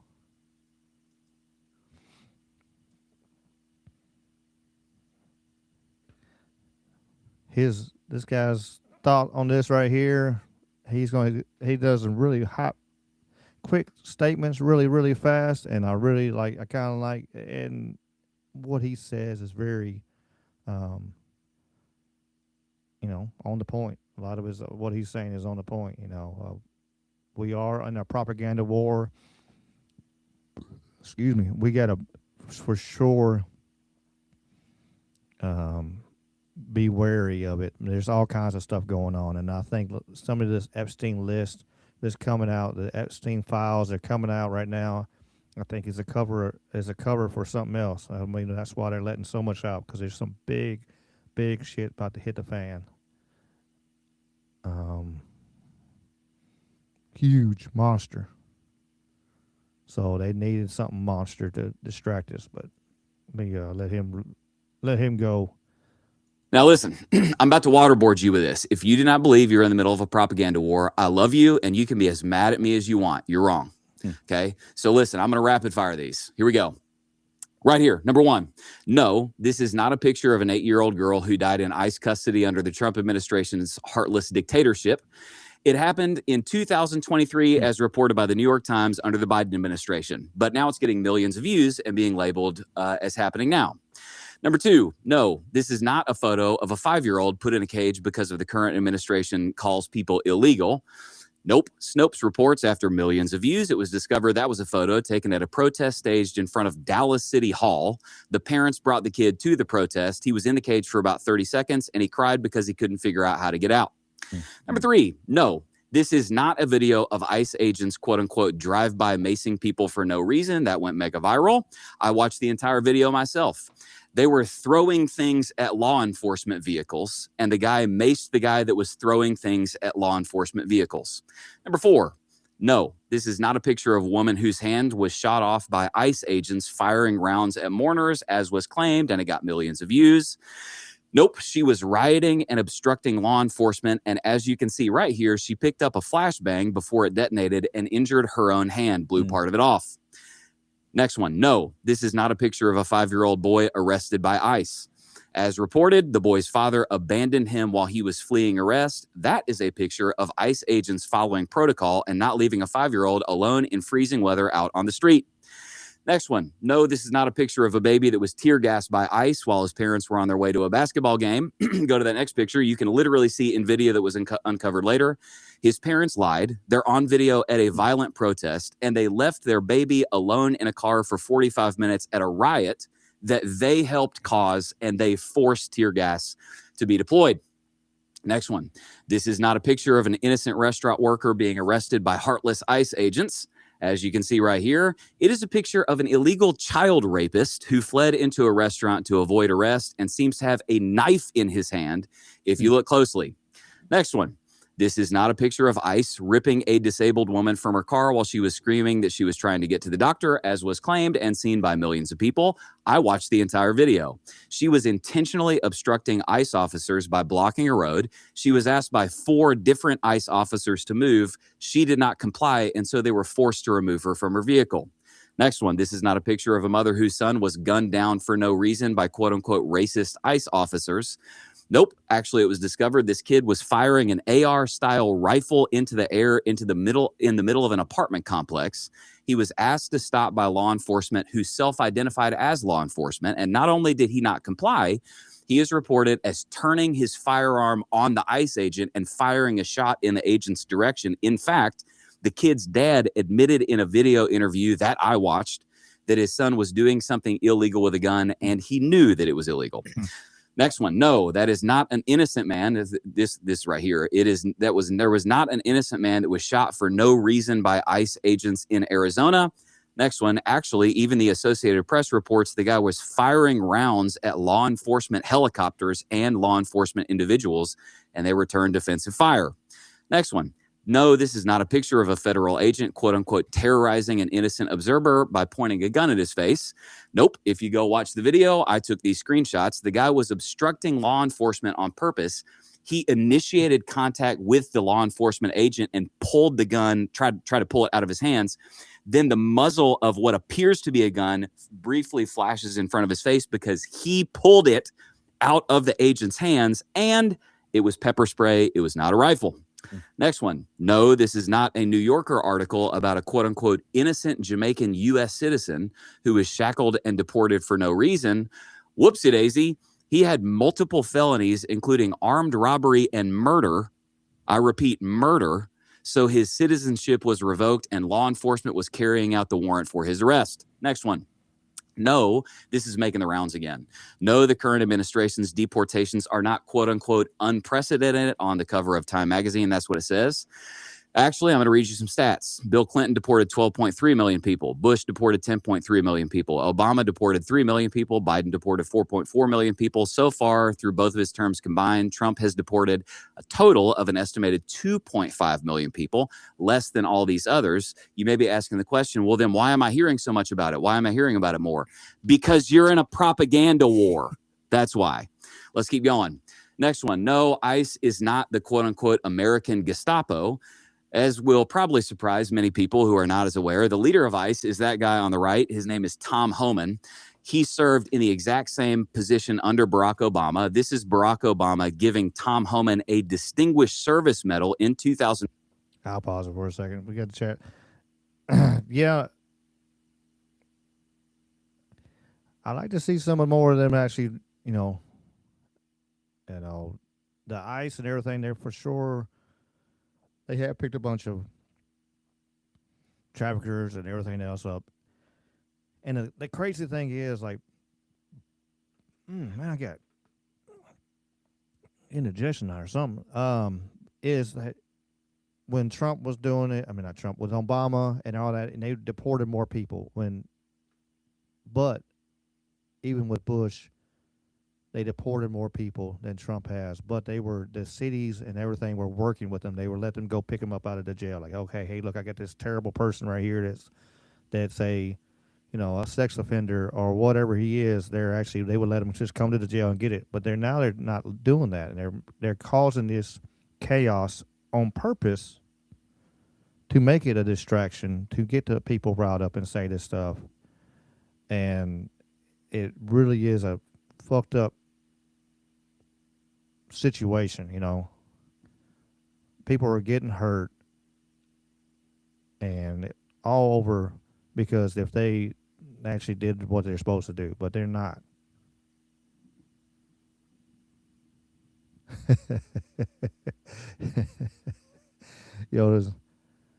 Yeah, I mean, some of it might be. I'm just trying to figure out what's right here on there. I don't know what that is right there. I'm kind of curious of what that little is in my hand. I don't know. I hadn't seen this show or anything like that before. I just seen this clip, some of the spats right there, like that right here where he's talking about Tom Homan. Tom Homan was the same person they gave a damn award to. And now the media demonizes them, it's because that's what they're told to do, 15 for deporting more people than he has during the current administration. Now, listen, I could literally go on and on and on. Listen to me. Is this blanket approval of everything that every ICE agent does and everything the administration does? No, it isn't. Are you in a propaganda war? Yes, you are in a propaganda war. And yeah, we've got a couple more minutes, but I'll let it go on there. But yes, we are in a propaganda war. That's the one I wanted to show. That video there is because of that. I mean, we are in a propaganda war. We are in a getting people riled up, hating each other, hating our brothers. Yeah, this is for sure is the smash the fucking dollar in the shit. I played that video last week with Trump talking about it's going to be all right if we devalue the dollar. It's going to be okay. That's going to make us better if we devalue. You know, we can sell more junk if we devalue the dollar. And I'm thinking about like, man, there's no, if we devalue even more, shit, we ain't gonna have nothing. I remember 8 years ago when I first got my house, I had 2 car payments, a house payment, utilities, credit cards, everything, all kinds of, debt and bills and stuff. And I was paying all of it. My pay rate went up and I decreased my debt ratio, and I still could barely squeak by. And it got harder because of what it costs so much more to live. It's crazy. And it was to me, from my personal experience, it's like, man, I keep getting my debt ratio lower and lower. I'm like, all right, I'm getting rid of all this. I'm getting rid of all this credit card debts, and I'm getting rid of all this other stuff. All I have left is just a house, and I'm like, I can barely I'm paid a house note. I'm paid here, Man, what the hell? Why? I was paying a truck note and a car note and insurance on all that, but now I can't. I'm like, it's now there's no way I could have done that. It is crazier. It's crazier and crazier every day of the amount that they are just screwing us and fucking us. I don't think there's any other word for it. What's up, Mr. Kramos? Appreciate it, Mr. Kramos. Appreciate you being here from Chile. Always nice to be worldwide. Everybody over here getting talked to. But yeah, it's ridiculous. We shouldn't be at this point. We shouldn't be having these problems whatsoever. But theirs is what they want. They want us to be sitting there and put this financial burden on it. And the way we have a financial burden where they can go, well, you're in such a deep fucking hole. Here, we can help you. We can put you in this 15-minute city right here, and we'll take care of you, and we'll feed you, and we'll clothe you. All you gotta do is obey. Take your little stabby in the arm, and if we can have our little nanobots running around on you, all we got to do, no problems.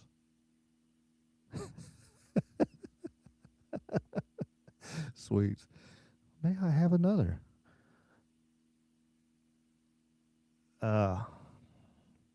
It's part of some of the Epstein stuff. I got it mixed in here on the politics, but here's what the World Health Organization, they love us.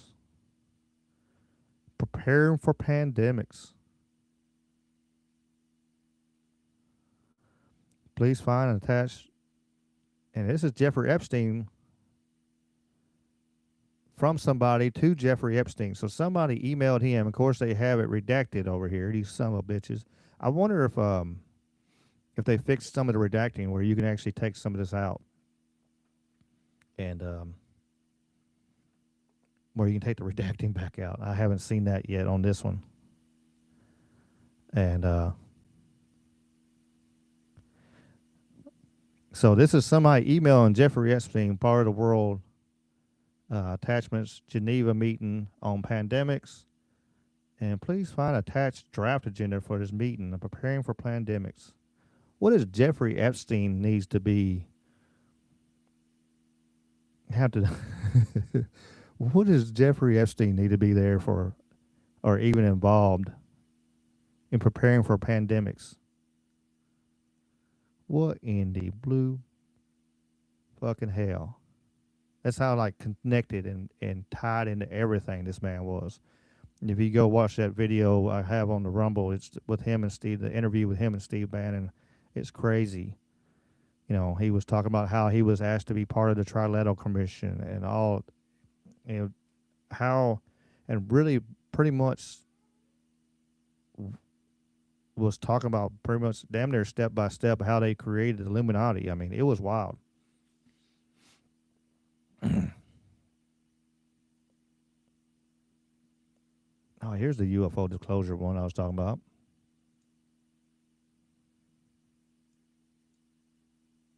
one of the asks that I've put into the White House, and I think that they legitimately are trying to make happen, is a series of visits to some of these locations, right? Like I have obviously been given throughout this investigation locations that where it's reported that that these materials or objects or craft exist, or the bodies exist, or the archive exists, and we have that's where that sits.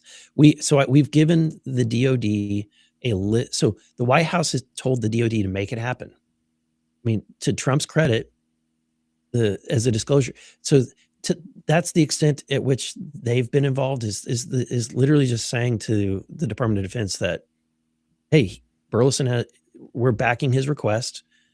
Do what you can to make it happen. And so I'm very grateful for that. It's been very difficult to make happen. You still got some obstruction. Yes. So we still, I mean, it's got to go all the way down to the end of the fingertip level. And so but at the top of the DoD is doing what they can to try to organize this. And it may have to be slimmed down at the beginning. So one of the first, right now we're looking at following all of this process to have at least just myself go to one site. And at least that's what they're asking. And then once we see that process work and have figured out the path, then we'll repeat that to the other locations and include other members of Congress. But at this time, to do a scaled down visit is what we're looking at. And eventually we will go to Area 51 as one of those locations, although really just for nostalgia. From everyone that I've spoken to on this topic that has any kind of information, they say that that's not where the goods are not there. So there's a lot of neat things to see out there. And I think for just, I think it's just completing the whole puzzle. It's something that we definitely have to go see, but I've been told that that's not where you're going to find the evidence. Again, this is more distraction, more bullshit. And like I said, I think this is part of it. This is the next big, huge distraction. It's going to be us. It's not going to be aliens. It's not. I'm telling you right now. It's whatever happens between now and in the summer. It's not going to be real aliens. I don't believe that a heartbeat in my soul. It is going to be a Project Bluebeam-ish type situation right before midterms. That's why I keep saying right before. I keep saying it. I'm saying this a lot because I really believe it. And I really do believe this. And it's what's coming because of all this stuff. It's going to cover up some wars. It's going to cover up some more money laundering. It's going to cover up a lot of shit. It's probably going to cover up the absolute collapse of the dollar, and we absolutely going to the digital currency. And that's just a scary thought, Seth. It's a very scary thought.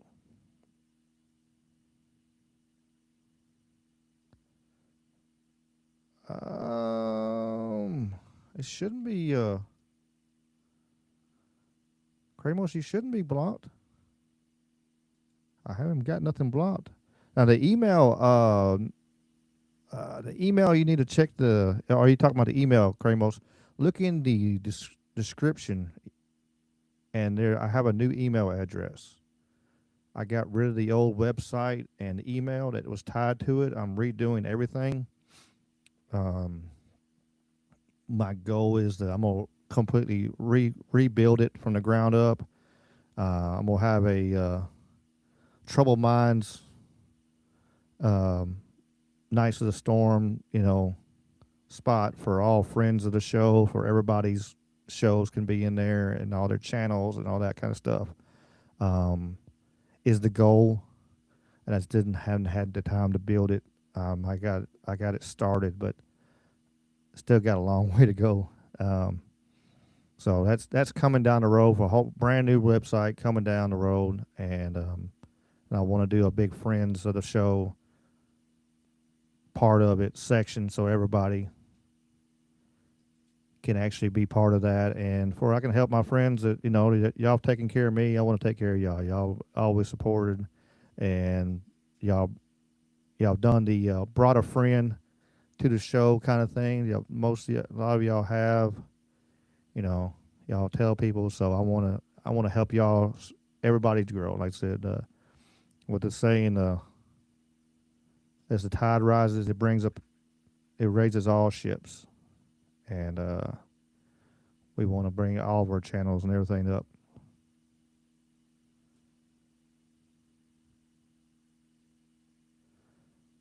There are 3 Fridays.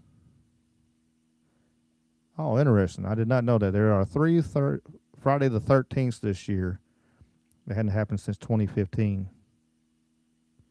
Well, hopefully it's not a bunch of bad luck. Yona, I think you're right. It's about to get. We've said this a bunch of time on the show. I believe you're right about the dollar about to go from bad inflation to hyperinflation. That's why you're seeing all this stuff with the silver. Come on, Shadow, and going up, gold, because people are buying physical items that they know that's going to be worth it. While all the values are going up, and it's only going to continue to go up.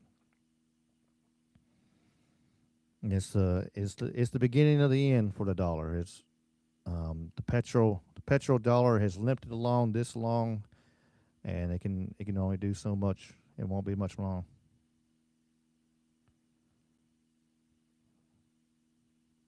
Appreciate you, Kramos. Yeah, Shadow running around here being Shadow.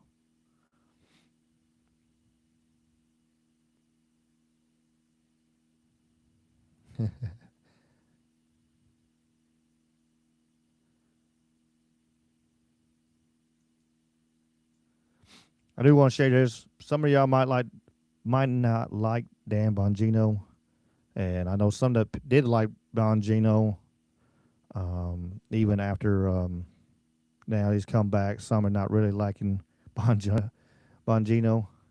Is Shadow in the picture? Oh, she's not in the picture. Let's bring Shadow in a little picture here. I got it on the small picture here. I think it'd do better for the show, but I don't do better for the shadow view. Come on, let's see. Let's bring it down. There we go. Shadow in the picture. Kind of see her. She'll pick her head up in a second. She'll see her better. But like I said, some people don't like Bongino. Some do. But this right here is kind of important, what he was talking about with the parents and the kids and stuff. And I wanted to make sure I share on there. And on this quick note, I was just thinking about Walmart used to have, down here, they used to have these little pies, these little individual little pies, like a pecan pie, and these little cakes, had lemon, little individual boxes, basically. And it used to be like $4 for a freaking $1. I used to buy them around with my,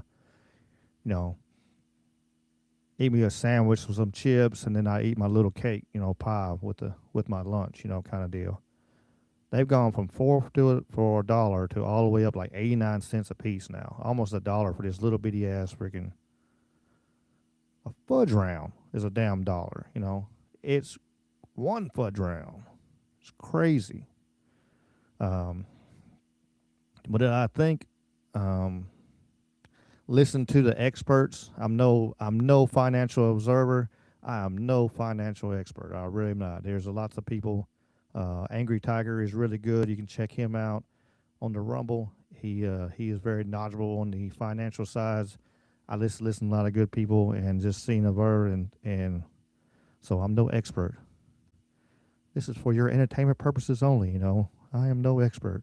But on that note, we do, I think if you can be able to, I think especially might be some more disasters or bad weather coming. I do believe this last snowstorm was bullshit. I posted a video now talking about the CEO Rainmaker talking about and just explaining how in January of 26 we're going to run out this new program and it's going to be able to make snow. And in January of 26, by God, we had the biggest snowstorm all the way across the damn nation that dropped weird ass fucking ice that don't want to melt. It's still on the road days later. It was 50 degrees the other day, and it was still ice on the damn road. I've never seen that in my life. So if you have the opportunity, if you have a few extra dollars, you might want to grab you some canned goods and while the price is where it's at. Because shit might get sideways and it might get real really fast. So if you're able to get to Sam's or Costco or something and stock up, it's that's another one I think it's real about to be real, and they're still. And for me, especially for living in the South, I've always noticed this, like even without not thinking they're manipulating or not. If we have a winter storm in the South, a decent sized one in January, we got another one coming usually late February, early March. So we got another one on the way, guaranteed. I don't remember ever seeing it not happen. Usually, because that's like around here, usually that's when we get our storm. It's like late February, early March is when we actually get a snowstorm. Or we get a little bit of ice or something like a day or two later. But we get some more coming, I really think.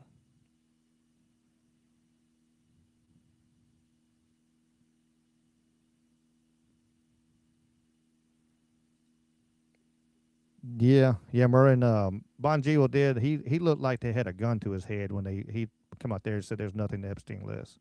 He really did. He hadn't looked the same since he went for that year. He is leaned out, thinned out. I don't know if he's eating as well. I don't know if it's health, or maybe he just got in better shape. I don't know. Maybe he just lost some good weight. I don't know, but he is a lot leaner than he was. I think maybe possibly speculational, from stress and stuff. But yeah. What's up, Mr. Salcedo, the paranormal expert of the known universe, and co-host of the Beyond the Paranormal Possible. Gosh darn it, I want to say paranormal for every time. Beyond the Possible. Every Sunday. Working on some new fun guests coming on Sunday. Merlin is one. Working on Merlin to come on hopefully soon. And Jen, the Arcane Observer, hopefully soon.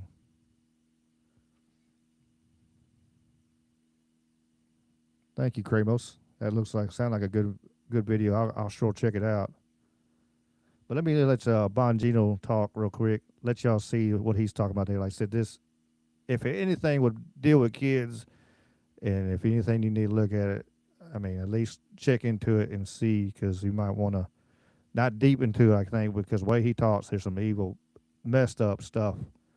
But make sure your kids and grandkids aren't dealing with any of this. I want you to pay very close attention to these three numbers. 764. There is a network of people out there. This is what they call the 764 network inside the FBI. And folks, if you haven't heard about them, look them up. It's important because it involves the safety of our kids. But second, it involves another critical issue, which is surveillance and civil liberties. They're interconnected on this. This is a warning for parents. This group is disgusting. It is horrifying, the stuff they do. Matter of fact, we would get briefings in FBI headquarters, and our VCAC personnel, violent crimes against children, they would come in and they would brief us. And there's a big video screen in the conference room, like something you'd see like in a Netflix show. It screens, because one of these videos played one time of what these 764 people are sending to your kids in chat rooms and elsewhere. Folks, you can't unsee it. It is the most freaking horrifying thing. I'm not even going to, like, animal torture. I promise I'm not going to describe it because you'll throw up. And one time one of these videos played, once that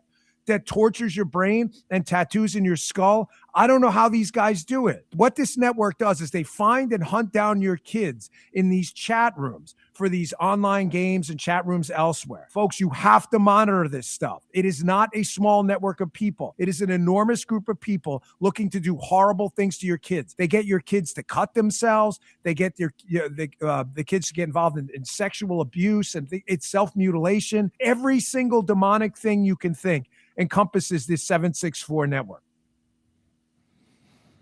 So please be aware, like I've showed that video of the Roblox and the evil fucking shit going on over there. And, even Roblox is trying to sue the people who are trying to stop the predators and getting them arrested. And then Roblox is turning around suing that guy. For sure, be wary of what your kids are watching, what they're intaking. There's some great, there's some great stuff on YouTube. There's some great stuff on, but there's some horrible shit too. So you got to be cautious of what you let your grandchildren or your children, are really actually watching and paying attention to,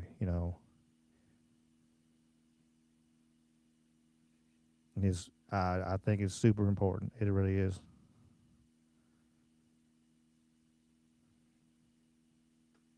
Raz, I believe you're right.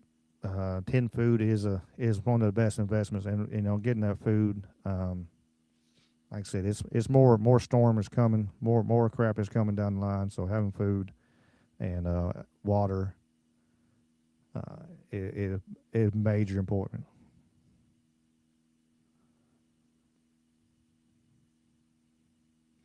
Yeah, I mean, at least sit back, Jen. That's a good way for the parents and grandparents to play the games with them, or just being right there with them, and seeing, I mean, I remember I was playing the games my dad used to play with me all the time. He knew what I was playing. I remember somebody got my son the game Fable one time, and that game was, and I was like, no, he's not playing this game, Why?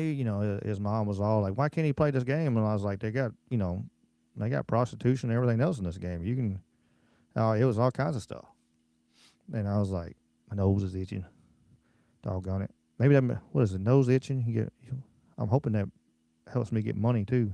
Oh, the palm of the hand is supposed to be money, but I hope my nose itching makes me money too.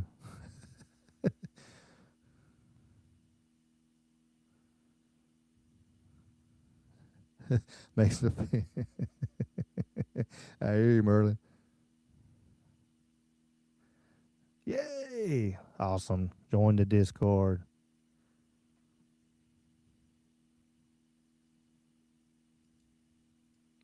I might have to stop the videos playing a little bit. But this reporter is asking Trump. At the crux of the theory is this belief that you are secretly saving the world from this satanic cult of pedophiles and cannibals. Does that sound like something you are behind? Is that supposed to be a bad thing? I ain't gonna play that music now. I don't know if he is or not. I hear so many. I hear so many people still throwing out all their 100% support around behind Trump. I have glimmers of hope, but I just, the certain company, certain country, its power they have is something different, I've seen this one, had to throw it in here too. After 50 years, Budweiser closes its only brewery in California. So just more and more businesses are leaving. And I wonder on that too, like if you have a business, I bet it does. If you have a business in California, like you ship items around the city, you have to pay the mileage of the vehicles. Like Amazon trucks, you had to pay the mileage of how much miles your Amazon truck drives every year? Shit. I just thought about that. I wonder. Hell no.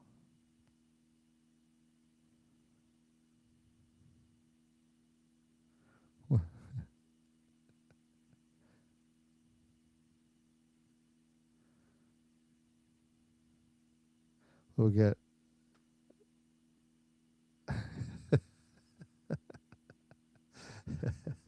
I'm laughing at the chat, y'all. Y'all are wonderful. Y'all are wonderful chat. I really are.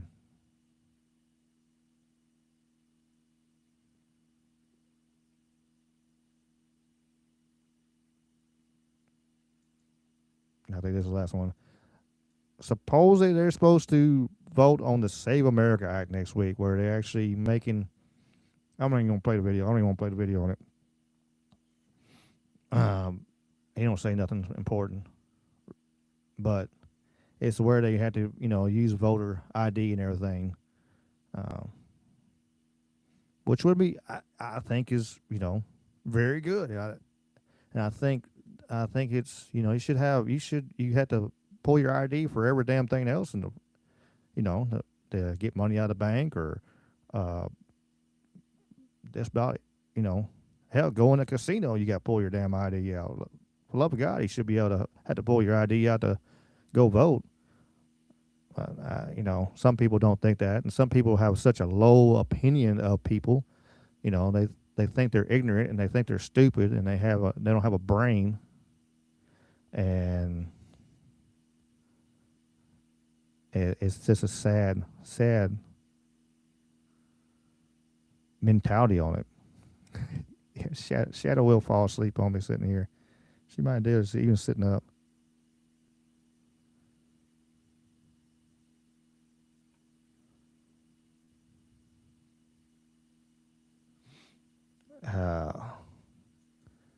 Let's hit the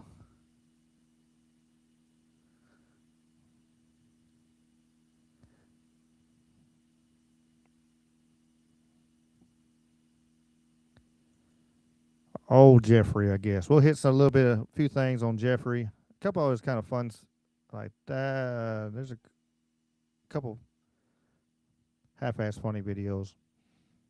And this interview right here is actually part of the, like I said, the video. Y'all can go look on my channel and on the Rumble and see is the whole 30-minute or 40-minute or whatever it was interview. I forget how many minutes it was, but I was doing close to an hour maybe. But it's on there. You can watch the whole Steve Bannon, Jeffrey Epstein, but here's a clip. The real enemy of the finance system was Bill Clinton. And if you ask me what and who caused the financial... I just seen it. No, I don't believe in shock collars on dogs either. I don't believe in shock collars on any animal. That's just mean treatment. Shock a poor animal. crisis, I would tell you it was Bill Clinton. Because of what Bob Rubin and he did to deregulate the financial system? No. Because as of the last time we had our 60-minute interview, you talked to me about home ownership. And you asked me whether everyone should own a home. And I told you, no, it's too risky. So the financial collapse of 2008 is because of hardworking African Americans, Hispanics, and whites who wanted to have a ownership stake in the society that all rests on their shoulders. They're the culprits. No, not at all. Okay, then I didn't say they were the culprits. I was pretty clear it was Bill Clinton. Okay. And why was it Bill Clinton? Because Bill Clinton wanted to get votes from those people. And he sold them the idea that instead of renting in a house, and historically the values of houses have gone up, and he said, you guys in these local communities who haven't been able to afford a house before, I'm going to show you a way. I'm going to give you a way because I'm sure I'll get your vote that you can own a house because I want your vote.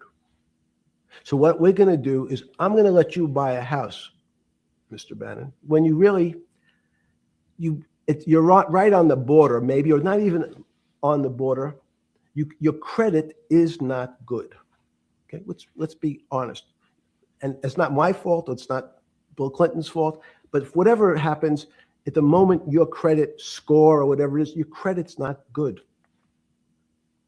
Now, normally, you come to me and want to borrow money. I'm a bank. And I say, I'm sorry, Mr. Bannon, I can't lend you money because your credit score is not up to where it needs to be. Hopefully, if you work harder and clean up some of your problems, it will be. But no, what I say to you is, I'm going to figure out a way to lend you, not give you. I'm going to lend you money anyway, though you don't have a good credit score. And don't worry, I'm going to get rid of the term that you don't have bad credit. Bad credit sounds pejorative. You don't want to be a person. Sounds judgmental. Yeah, sounds judgmental. So what we're going to do is we're going to call your credit situation subprime. Oh, nobody knows what that means. Subprime. That means prime is good credit. Subprime is not good credit, less than good credit. So we'll call it something that people really won't follow. And we'll tell you what, we're going to have people lend you money, though you are a subprime borrower. And I will figure out some government agencies to guarantee your loan, though I don't think you're a good risk. So the banks say, no, we don't want, initially, the bank said, sorry, this is too risky, Mr. President, for us. We're in the business of managing risk. It's not our money. It's the hard-working people's money sitting in our bank. We can't lend to people whose credit is not prime. You're asking us to lend to people who are subprime. And he says, here's the key, if you don't, Mr. Bannon, I'm going to make sure the Justice Department charges you with discriminatory lending because you refuse to lend to my subprimers. In business terms, you should never lend to. But what we'll do is I'm going to form an agency called Fannie Mae and Ginnie Mae, just another agency names. They'll guarantee your loan. So don't worry. Don't worry. You don't have to pay it back anymore. Even though and maybe you don't even have to work as hard anymore.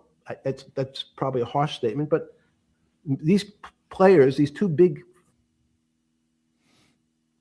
I know did a lot of the houses they had the payments down like $400, $300 or whatever a month for like 15 years, and then boom, they went up to $1,000, $1,200 and or more, or $1,500. All of a sudden, people have been used to paying this, and that's what they could afford is pay that $400, and that was the collapse. And yeah, I don't think the more I look into it, I think he's still running around. I seen an interesting theory, and even was talking to somebody tonight about it, and they hadn't heard it yet, so maybe it was. But Hillary's brother had passed away right before Epstein himself, and so the thought process is behind it because he looks similar to Jeffrey, that they just swaps the body, hey, look, we got him, blah blah blah, and got him out of there,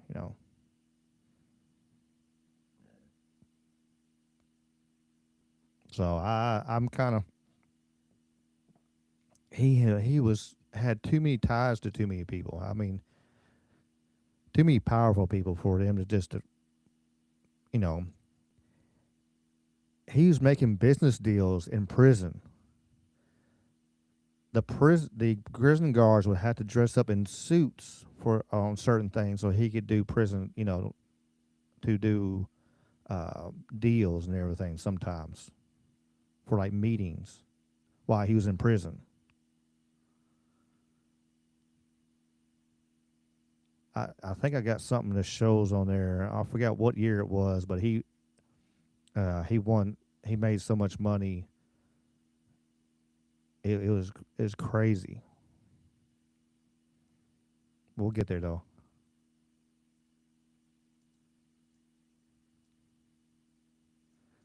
It's kind of funny. The most important people to have stability and consistency would be businessmen.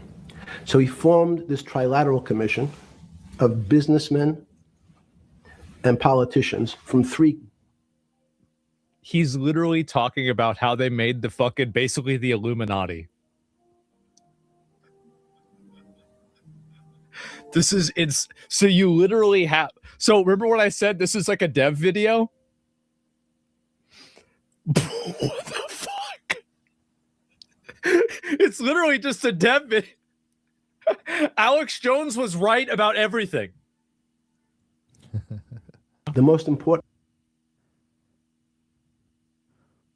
Carl, if that's the same video, then the one you sent me is the one I actually shared too. I got it on the channel then. I'd have to look it up and see. I think we're talking about the same video. I just shared it too because I know this is at the very beginning of it.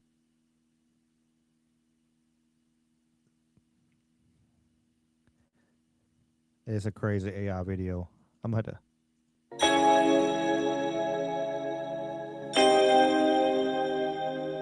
I'm gonna cut the music out because I'm sure it's gonna be some kind of copyright or something. Who knows? But it was the most realest AI video you ever seen. Nickelodeon on Pizzagate. Fucked up shit everywhere.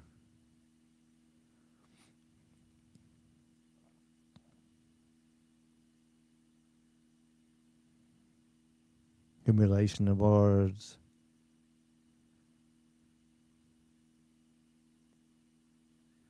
Yeah, I seen that the TMZ Harvey Levin was tied to him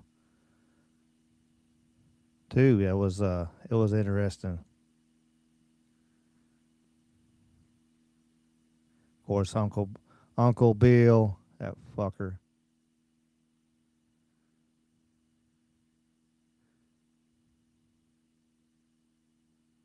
Yeah. There's a lots of stuff that came out on them letters of a lot of people.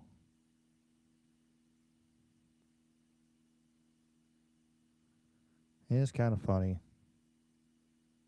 And growing people. It could be. Could be. I did see it was talking about something else that came out in it. I don't know if I saved it or not. Was talking about that maybe not Bin Laden. Gosh darn it. Biden actually died, and they used a clone.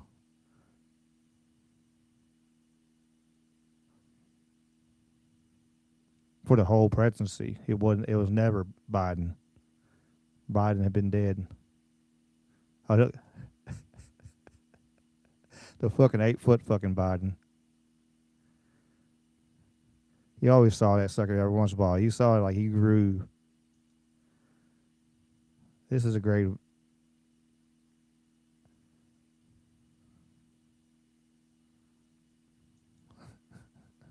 Please don't do nothing to me. Yeah, all them damn books and shit. They never came out.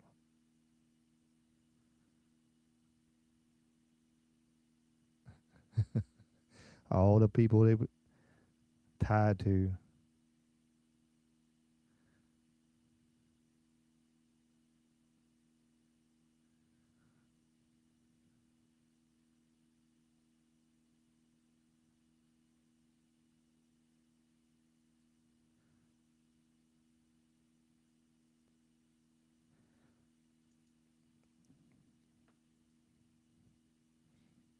I don't know. Maybe. I'm probably gonna get copyright on music.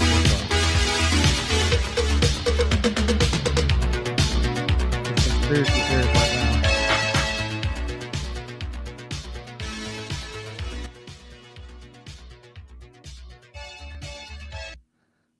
So I'll play that. This is funny. Conspiracy theorists are batting 1,000 right now. The emails in the files suggest that Bill Gates had additional affairs on, and that he what are you tried doing? to get medication to treat a sexually transmitted infection, and that he was going to give you the medicine without you knowing. Why is he on? His representative has said all of this is false. It is not on you to have to respond to the details of that alleged behavior, but I wonder what your dominant emotion is when you read these news articles with these details. Sad. Just unbelievable sadness. Unbelievable sadness, right? And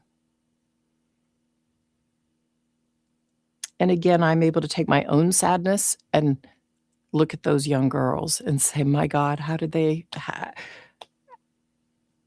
happen to those girls, right? And so for me, it's just sadness for, I left my marriage. I had to leave my marriage. I wanted to leave my marriage. I had to leave I felt I needed to eventually leave the foundation. So it's just sad. That's the truth, right? And it's kind of like, at least for me, I've been able to move on in life. Yeah, that's Melinda Gates right there. For the ones you don't know, in the emails of one of the files showed that Bill Gates actually had possibly caught an STD from some Russian girls, and he was emailing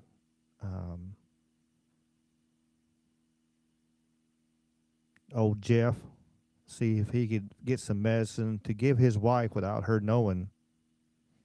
And so I guess he was going to put it in her food or something, make it, who knows? He has some technology or whatever, but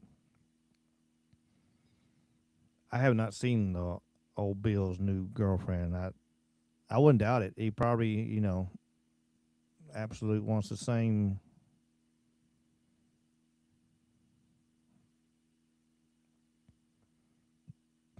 What's up, Victorian Cryptid Research? Appreciate you being here from Victoria. Worldwide, baby, worldwide. Much love to y'all. I pretty appreciate it. These files have just come out. There's a lot of names on this thing that you might be surprised, might not be. Old Trump, Elon, Michael Jackson, Bill Gates, DiCaprio, George W. Bush, both the Clintons, Prince Andrew, which we know he was tied to the, guaranteed. He lost his authority because of all of it. Cameron Diaz, Bruce Willis, Kevin Spacey, Harvey Weinstein. Man.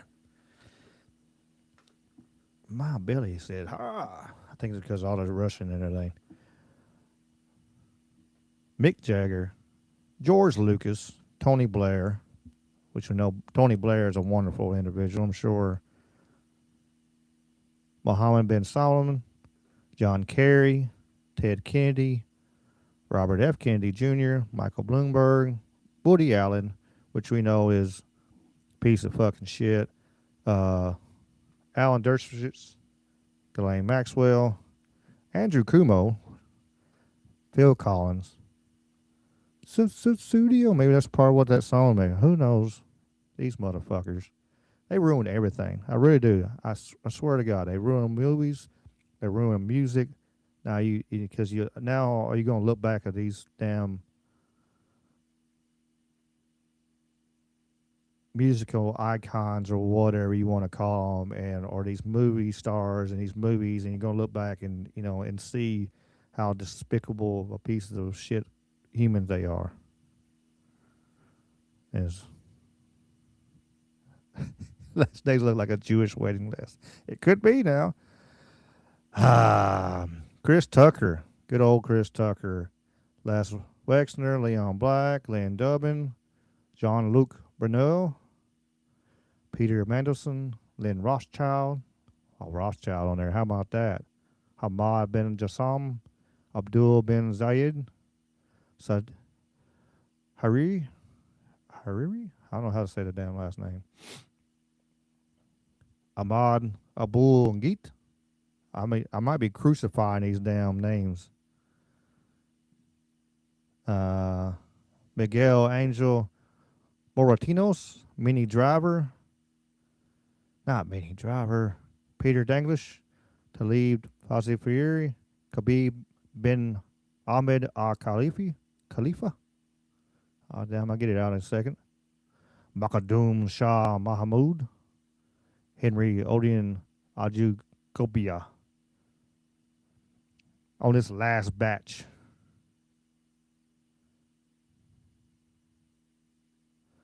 Appreciate you, Kramos. Thank you for posting in my Discord. Thank you. I appreciate you. Good night, Jen. Appreciate you being here.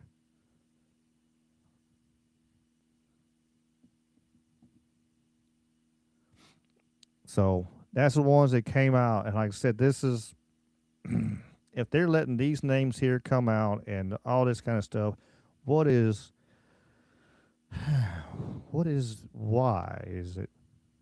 it doing that? Why are they letting these names come out? What is distraction coming up?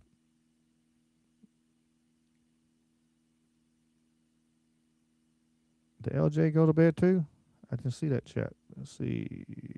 Did I miss LJ?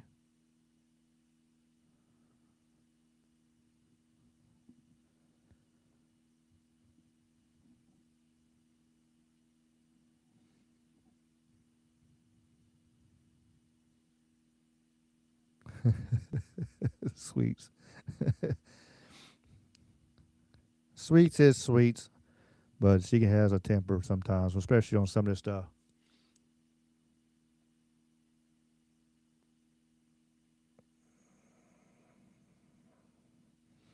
Yeah, I did see that, Merlin. The Elon emails were just trying to get him going over there. And then he got mad because he wouldn't take part, of course, So, like, just because he's in the files and there's some other stuff, you had to go through there. And, like, just because those names are there don't mean they were all evil people or whatever. I know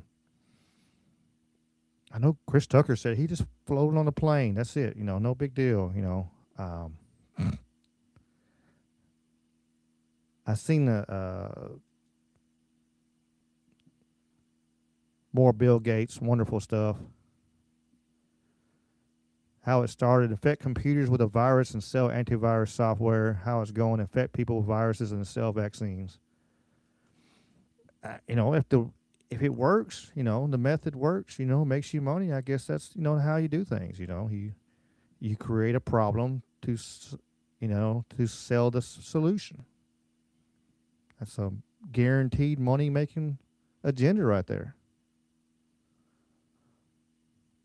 I agree, Victorian. It is theater, and that's like I said that what I said earlier. It's this right here is a big distraction. I don't know what's coming down the line. I think part of it may be some cover up for what's going on in Iran right now and what's about to happen in Iran, because they're finally getting their way, and they've been wanting to take Iran down for a long time. So I think that's finally coming to fruition. It's going to be this year. So I think that's what all this shit is coming out. So you got the list. You got the riots and all that bullshit, and then hell, let's throw UFOs in the front of it. Boom, let's throw it out there and say, hey, look, aliens, look.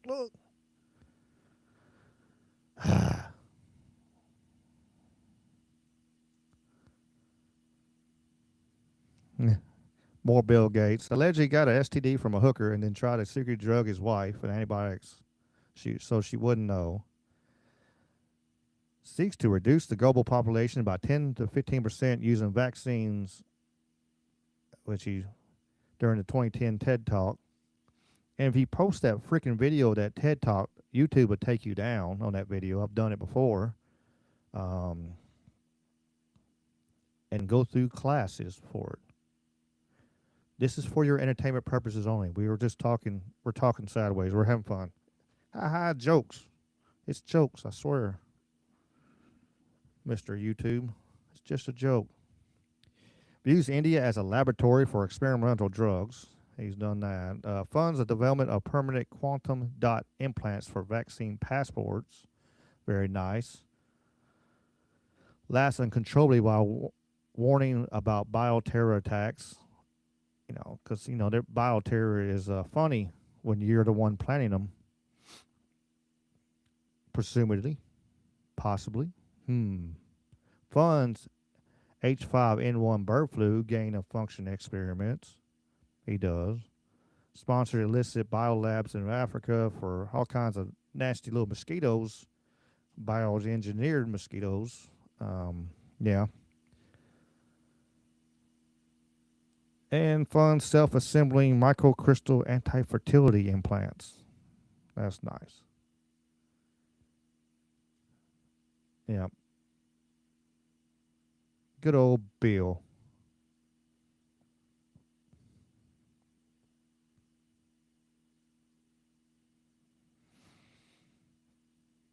I think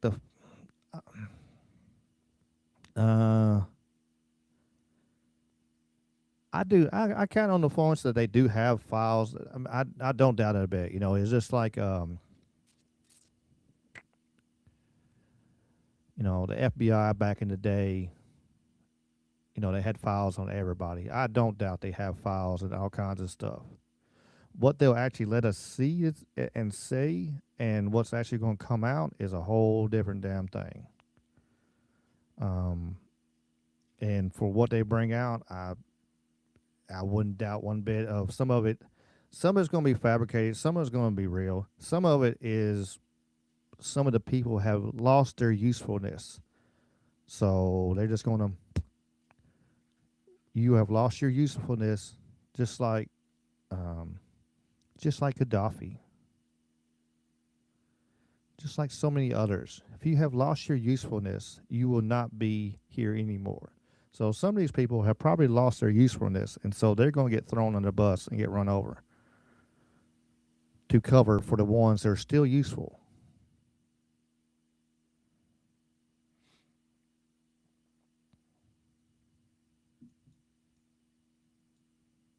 I thought it was kind of a funny video. In a weird way. Jeffrey Epstein timeline explained through the Big Lebowski. It's fucked up and funny at the same time, kind of deal.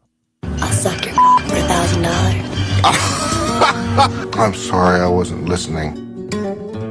Now, so far, we have what appears to me to be a series of victimless crimes. What about the toe? Forget about the fucking toe!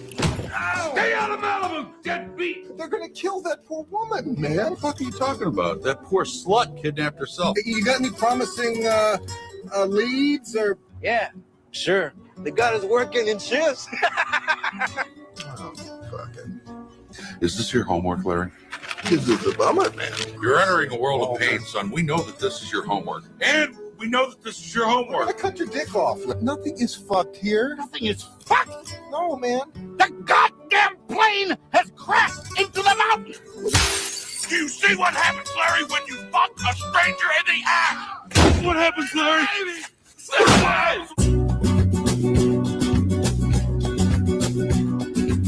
Por el camino del desierto, el viento me despeina. Hope again didn't pop off of YouTube. YouTube might crack me again. They already knocked me off one time tonight. If you get me knocked off of YouTube, just hang out for a little bit. It'll stop in a second. It'll stop. It'll come back. Unless I do it like 3 times. I don't know. I'll suck your for $1,000.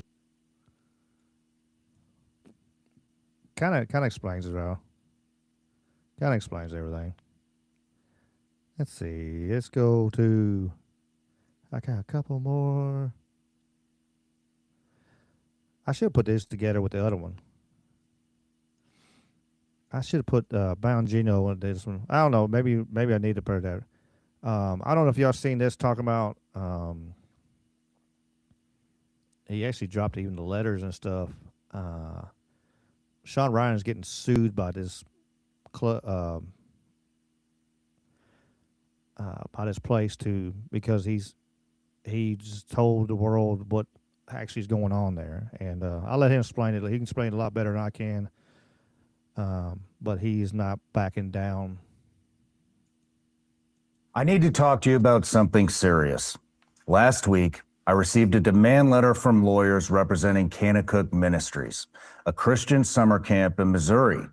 They're threatening to sue me for defamation because of something I said on my podcast with Congressman Ro Khanna. Here's what I said. I brought Elizabeth Phillips on my show, and she talked about how Kanakuk employees have been molesting thousands of kids for years and putting them under NDAs after settlements so they can never come out and talk about their sexual abuse and trauma. Kanakuk's lawyers are demanding I take down that portion of the interview, issue a public apology, and stop talking about this. They gave me 10 days. That deadline has passed. Here's my response. No, I don't negotiate with pedophiles or the people who defend them. I'm not taking anything down. I'm not apologizing, and I'm damn sure not going to stop talking about child sexual abuse at a Christian camp that continues to operate on the same grounds where horrific abuse took place. Let me be crystal clear about the facts. Facts that Kanakuk's own lawyers admitted in their letter. 1. Pete Newman, a senior Kanakuk employee and camp director, sexually abused children at Kanakuk for multiple years in the early 2000s. He's now serving life sentences. 2. Between 20 and 30 civil lawsuits were filed against Kanakuk. 3. Multiple confidential settlement agreements were executed with victims, NDAs that prevented these kids from speaking publicly about what happened to them. Kanakuk can't prove the number is less than thousands, and given their own admission of a cover-up, the true number is unknowable. But here's what really pisses me the fuck off. Kanakuk is still operating a camp at the very location where countless children suffered horrific abuse. They're still running programs. They're still bringing kids to the exact same place. And now they want to silence me for talking about it. This isn't about protecting their reputation. This is about protecting children, and I will not be silenced. My attorney has sent Kanakuk's lawyers a response. We've made it clear. If they want to sue me, bring it on.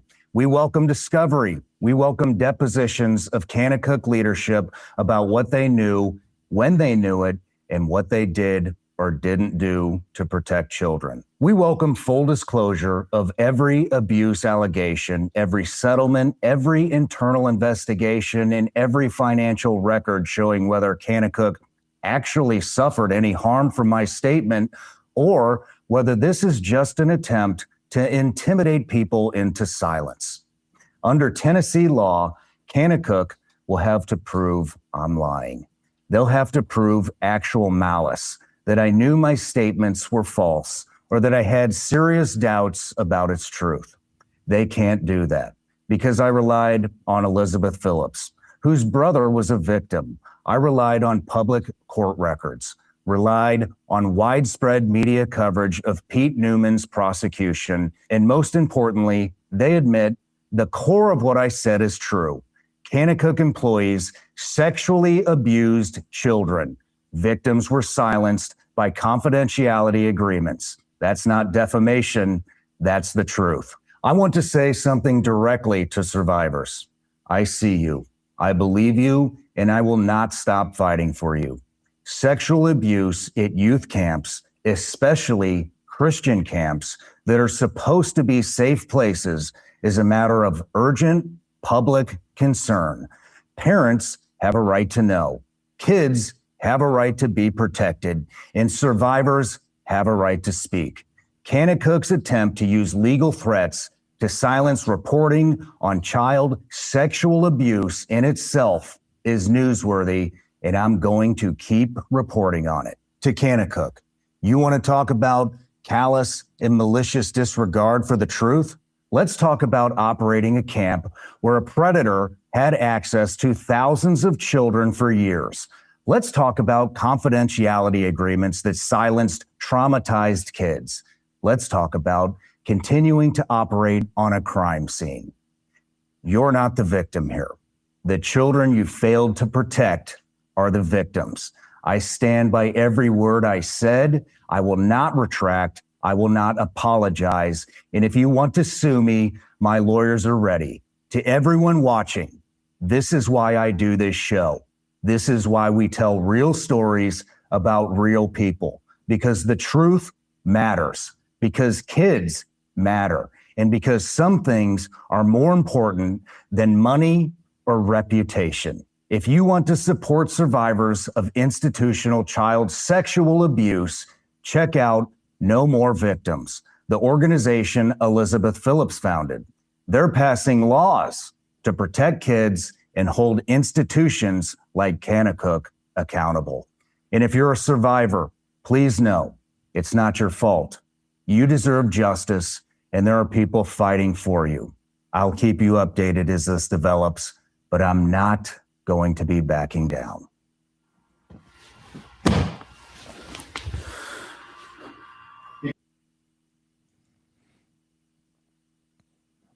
No, so nobody let's put their kids over in that place. Don't let them. Sounds horrible.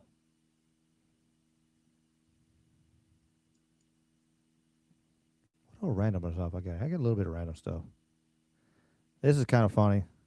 I know I won't get in trouble with this, but Myron Gaines is crazy. That man is insane. But no one is illegal on stolen land. Shut the fuck up, bitch. Yeah, I hate when they say that shit. Yo, I hate when they say that shit. That is like the fucking normie, progressive, left-wing, fucking retard, brain-dead fucking comment. No one's illegal on stolen land. Yo, shut the fuck up, bitch. Shut the fuck up. If these white niggas from the fucking England didn't come over here and shoot these Indians, okay? Niggas still be running, you know what I mean? Hunting bison and shit. Like, what the fuck you talking about, bitch? Damn, bro, I hate when they say this shit. Like, no, it's illegal on stolen land. Shut the fuck up. It's like niggas from Hollywood, they get like 10 stupid lines to say. Ice out. No one's illegal on stolen land. No one's an alien. Shut the fuck up, man. Shut the fuck up. well, I ain't gonna let y'all listen to 4 minutes of fucking Myron. Y'all can go check him out. Y'all wanna? He's wild. But with on the same thing. I thought Billy didn't believe in borders. Well, according to the driveway, Billy does believe in borders. She believes in massive gates keeping people out. A couple of cameras up there as well. The lights are on, so somebody must be home. Let us in, please, Billy. We are here because this is stolen land, Billy, and we think we should be given access to your quite lovely $3 million mansion. And such is Billy's concern for security and privacy. It's surrounded by pretty decent security fencing. Very nice indeed. Massive security hedges as well. First of all, isn't that ironic? Massive gate.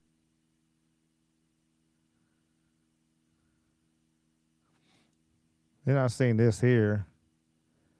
I didn't have this on my bingo card, but Candace was talking about read the book of Enoch, and back in 2002, a group of German geophysicists began making trips into modern day Iraq to map out what they believed they had discovered, which was ancient Iraq that aligned with the ancient texts of Gilgamesh. I'm going to show you this headline because I honestly, this is like unbelievable.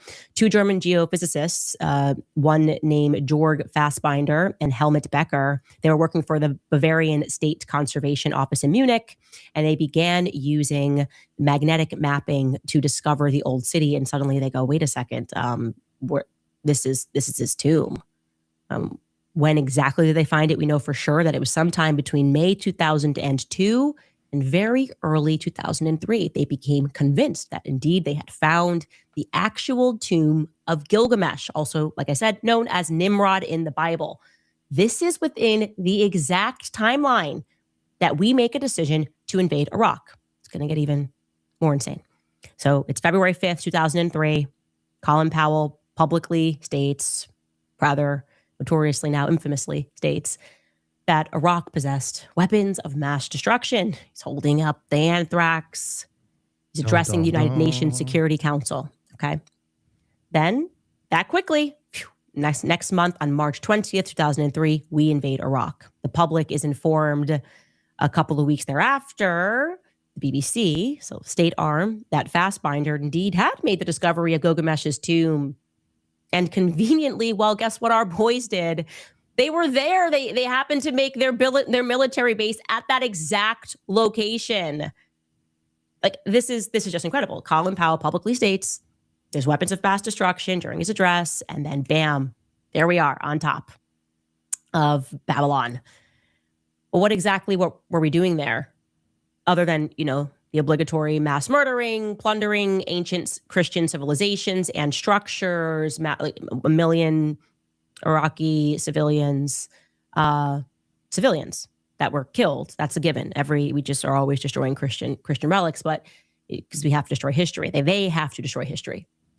But in retrospect, I have to say that I gotta stand for my boy Colin Powell looking into this, because I think he told the truth that they were indeed searching for weapons of mass destruction, but of a spiritual caliber, mass spiritual destruction. It is absolutely not a conspiracy. You can look us up yourself, that we, like I told you, set up our military base, Camp Alpha, right on top of ancient Babylon.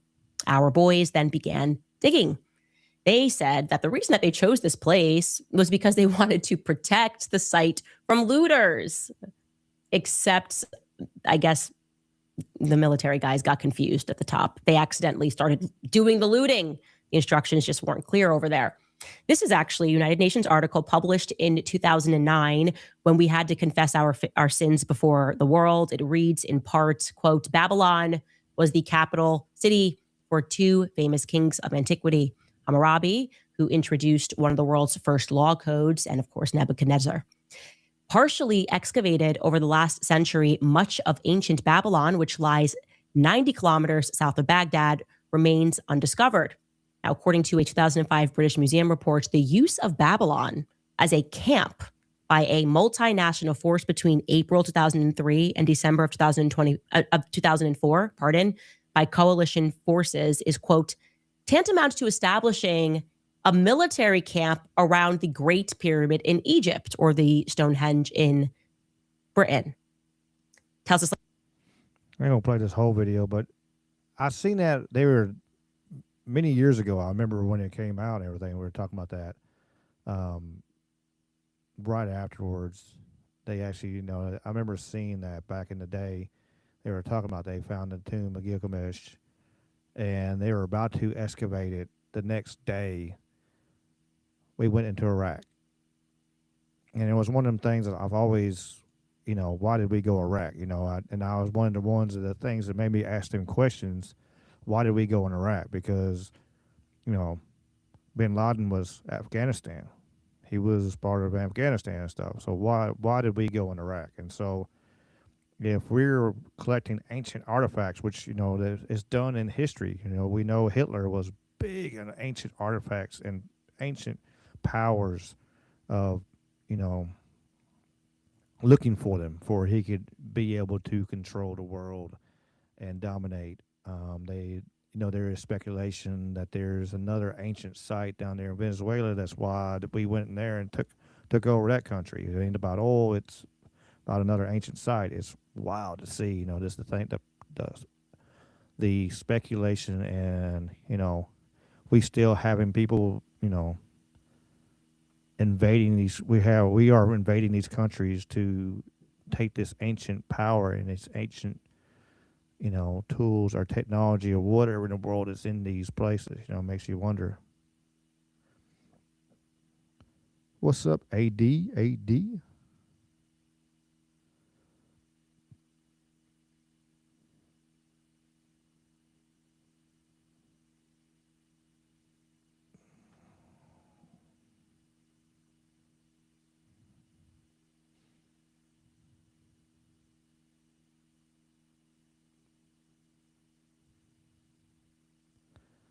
I saw this old documentary here this is from back in the 80s. I might get cranked for this one too. So if you're on YouTube, if it cuts off, just let me know and it'll be back on just a second. Because it is on ABC. But it was talking about kids being luring other kids, fucking evil shit. There's a lot of evil motherfuckers in the world. What they would do is the kids would go and play with the children and then tell them that they were either going to go to a party or that there was some toys or whatever and get them so they weren't on the move, and then her father and other members would grab the kids. Do you find missing children sometimes fall prey to these people? I believe that they do. We can't prove that they do. But as a law enforcement officer, I question 2 million children missing in the United States, knowing that many of those are not runaways and are so young that they couldn't run away anyway. Number 4, sexual abuse aimed at destroying faith in God. It's being described by numerous children. What were the parallels with what the boys have told you and the worship of Satan? Well, first of all, the sexual abuse, the pornography, which always seems to go hand in hand. The boys talked about how these people actually said, "I hate God," and they used a very deep voice when they talked about that.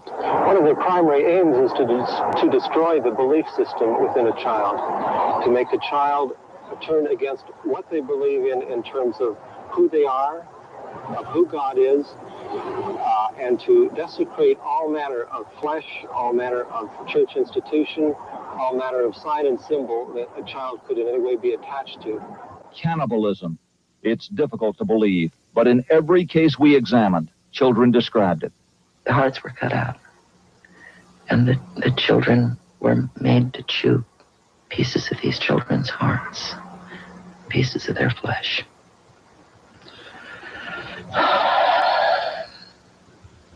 Is cannibalism part of the ritual? The children have spoken about this in almost every instance. Also, human feces, or drinking the urine, or drinking human blood. That's part of the ritual. Right. I have an old 3-inch scar here on my wrist where my friends used to cut my arm open and bleed my blood into a cup and drink it mixed with wine and urine 4 times a year as a ceremony to Satan. And finally, cremation. Most of the children describe witnessing it. It might explain why no bodies have been found. So far, police have failed to make the connection, as in the case of yet another youngster who, with his mother's consent, described how bodies were disposed of. He would take the bodies and put a trash bags over the feet and head. He'd put it, and then what he would do is he had his car parked out back. So he took them to the funeral home, and they were cremated, and nobody ever knew anything about the body. I like this line. Only thing I like about this is at the very last line is like, believe the children. Sometimes people want to, children they have amazing imagination and everything, but sometimes if they start talking about certain things, you might want to listen, especially some messed up stuff. You need to fucking pay attention, not overlook it, and, just do a little research into it. Just check into it. See. 'Cause, sometimes what they're talking about is their imagination having fun and running around, but sometimes there's some truth in it. So, pay attention to the truth.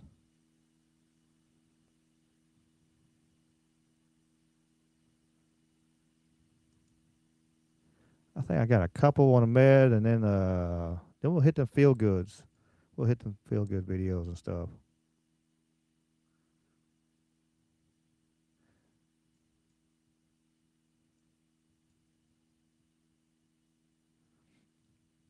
Probably won't play this whole video, but I'm gonna talk. Welcome back to the Scott Jennings Show. More breaking news for you today, and it is a political earthquake.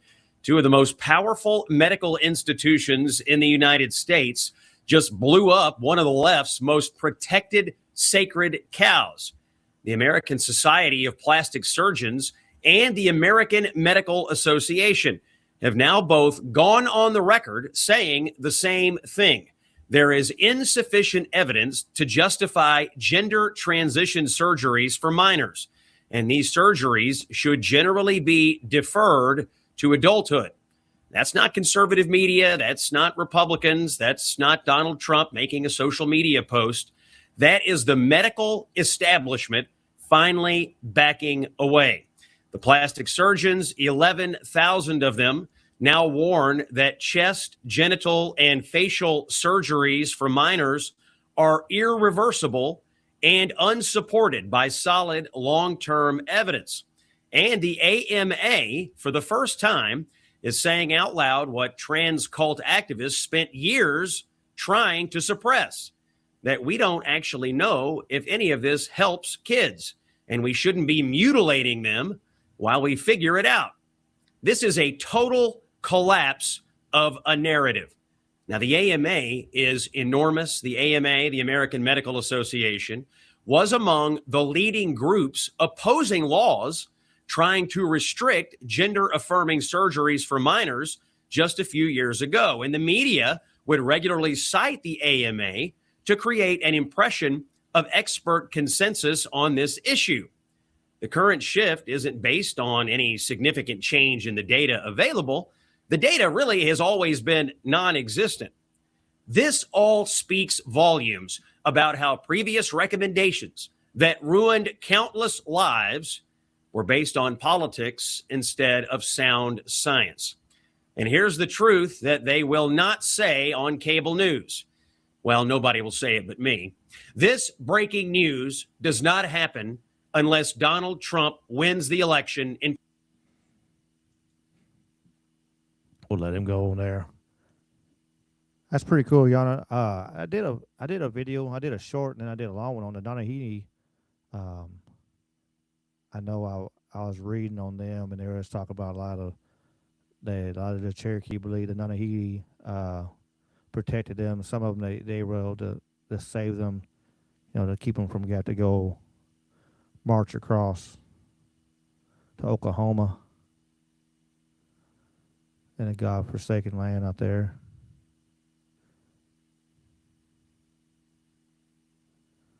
Oh, James, take it easy, James. Appreciate you being here.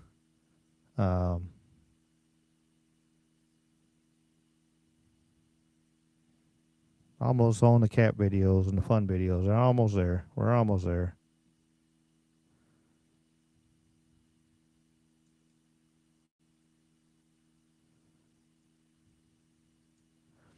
Interesting.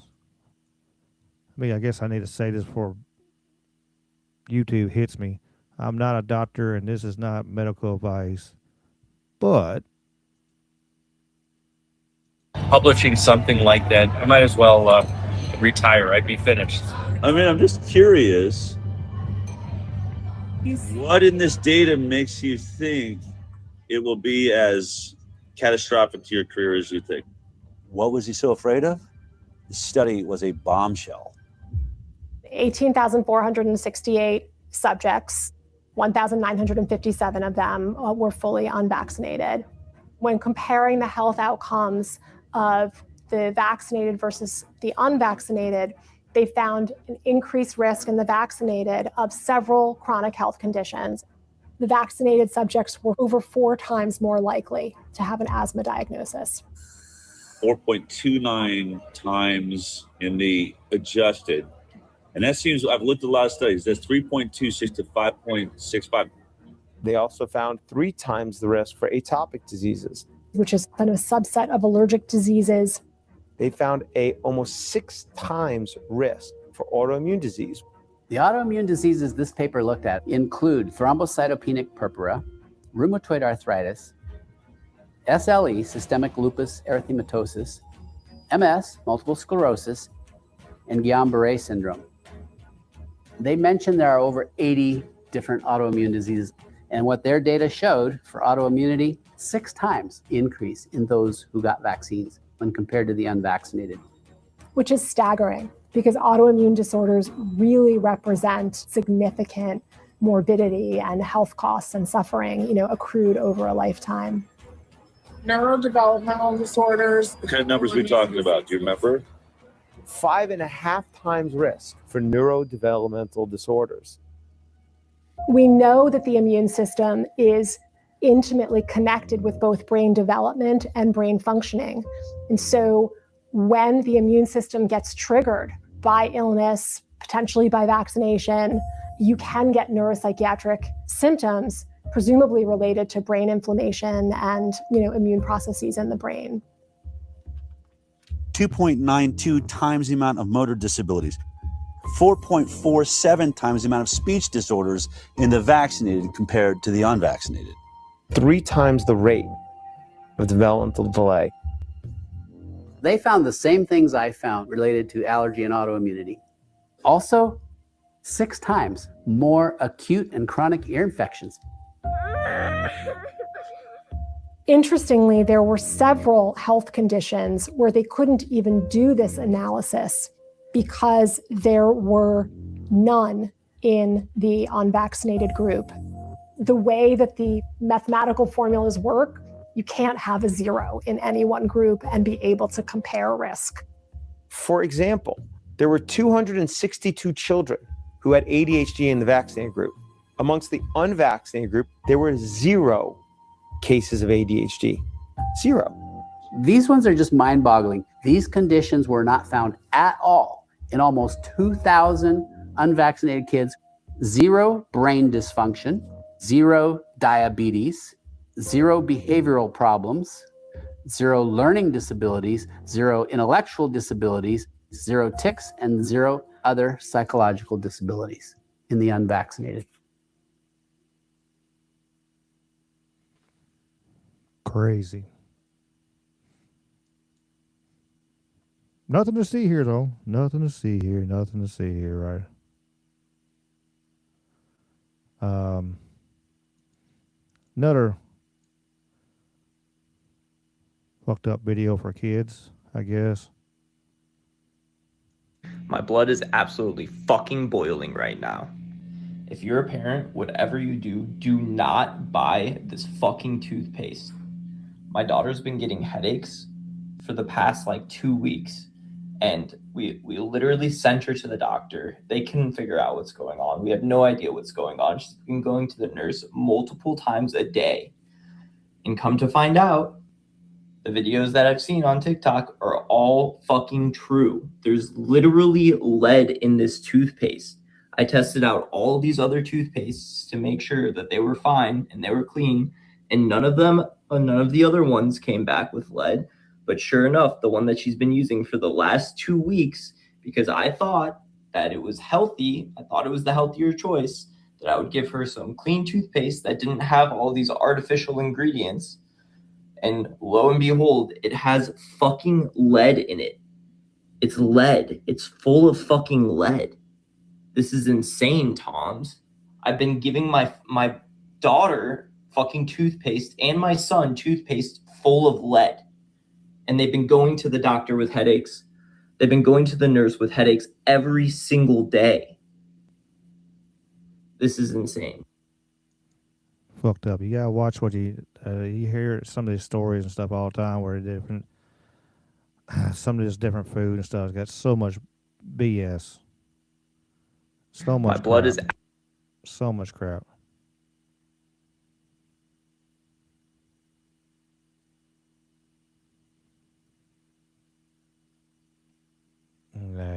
me. Let's get some feel-good videos. I want to do some feel-good videos. I might get popped for this one, too. So if you're on YouTube, I'm not sure. I might get popped for this. I don't know. We'll see. If I do, like I said, I'll be back in a second.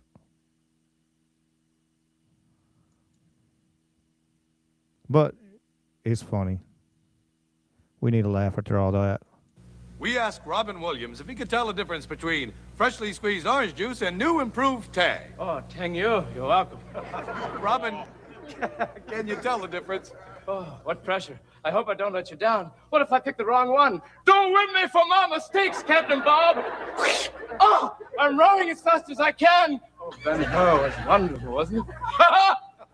Can you tell the difference between Tang and orange juice? Oh, an experiment. Like Dr. Jekyll. Oh, I'm ready for the potion, Doctor. Oh, my life is flashing before my eyes. But it's not mine. It's Richard Simmons. And 1, 2, 3, 4, get those arms up, Mary. It has new flavored crystals. Oh, crystal. Like a crystal ball. What a concept. Oh, Eddie M, Uncle Henry. I'm frightened. I'm frightened. I'm frightened. I'm frightened. I'll get you and your little dog, too. We represent the William Morris Agency. Oh, so wonderful. So which one tastes better? Oh, look at the size of that man's ears. I must find out for myself. Come with me, Igor. Oh, Mayday, Mayday. Captain Krieger's playing with his marbles again. It's one thing in a beach, but it's another thing in a boat this size. Oh, look at the wave coming. Oh, pitching, man, pitching. Let's share the wave and ride it to our cosmic center. Oh, I must warn the others. Oh, Captain Ahab, I put that whale Tang, down if I were you. orange You flavored don't know where he's crystals. been. The breakfast of astronauts. Oh, astronauts, how wonderful. One giant step for mankind, one small step for Wilt Chamberlain. Oh, I'm marking in space. Beam me up, Captain Kirk, beam me up. I was hoping it stayed on there, but Martin Short, he did a good job of being playing Robin Williams. Sad to see all the stuff that happened to Robin Williams, and there might have been some dark stuff going on with him, for sure. I thought this was pretty wild. Look at all these manatees down in Florida the other day. It's for me and you, and I think to myself. Sing along. Yeah, all these manatees are just hanging out because the water's still warm, but there's cold air on top of it. That's wild. Florida's got all them iguanas falling out of trees right now because it's got so cold down there. It's crazy. Crazy, this damn weather. I seen it had a record cold down in Cuba even, and they're down around freezing. This never happens. Oh, y'all got to get full picture of this cat with all its sass.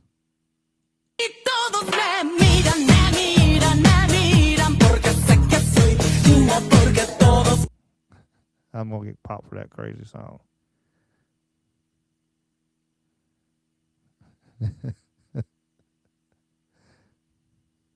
Or she might be just trying to get it out of her head. It might be a little combination. And she's kind of hanging out there.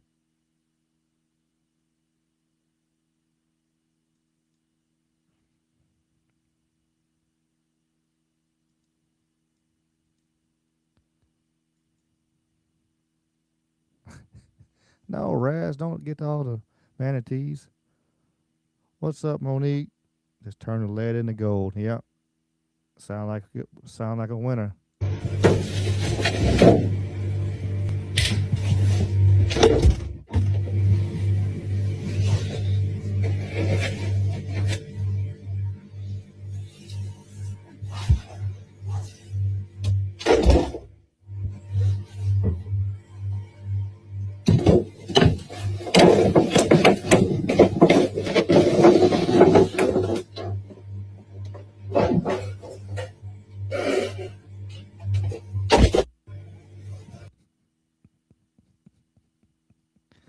Cat did it.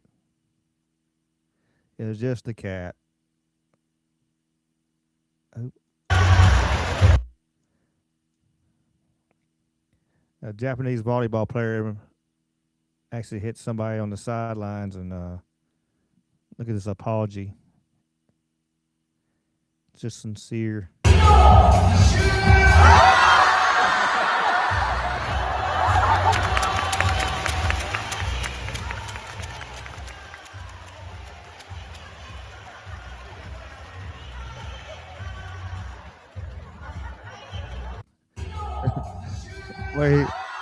where he slides down there though, it's just I play it twice. Crazy.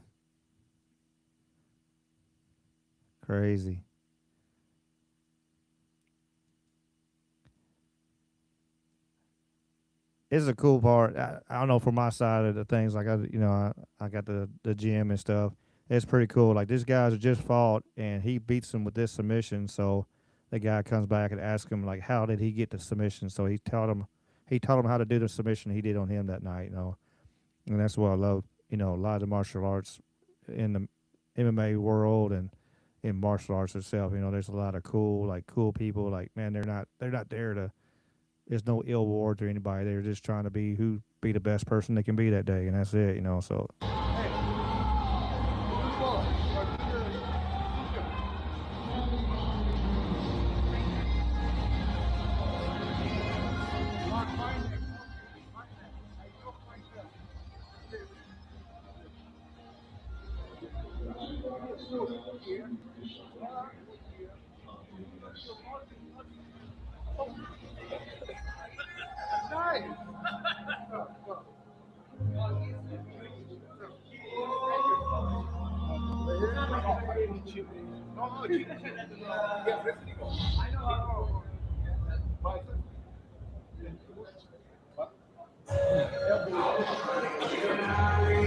Thank you, sir. Thank you. Oh, it was pretty cool right there. Took that.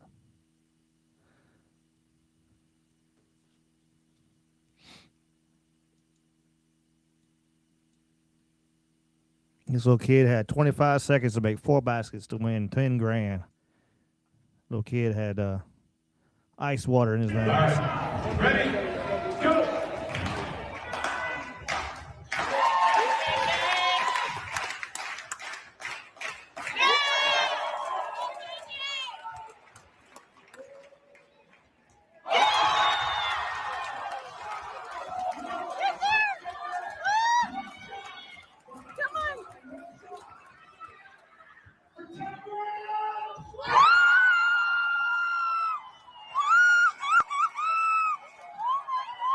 That's wow.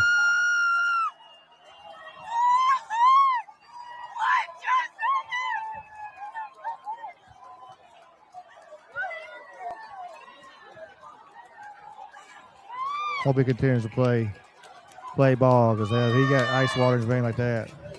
Yeah, he had plenty of time to spare too. He took his time. That was awesome. All right. That's my other love. I won't lie. I love basketball. I haven't get to play in a long time. Other than that, I was just shooting around when the JJ was cutting weight. But I love basketball. I seen a post come in. It's fun. It was come several years ago. I forget how many years ago it was. It's several years ago. But I made a post on Facebook and was talking about, like, me and my dad played some teenagers there, and it was pretty cool. Dad was like 57, 53. Was he 53 or 57? He was playing out there. Me and him would get to play. We got to play together one more time on a basketball court, and it was pretty cool. We used to do it all the time when I was younger. He'd come home from work, and we'd play ball with the neighborhood kids and stuff. When he was in his early 40s, my age, and stuff like that, so.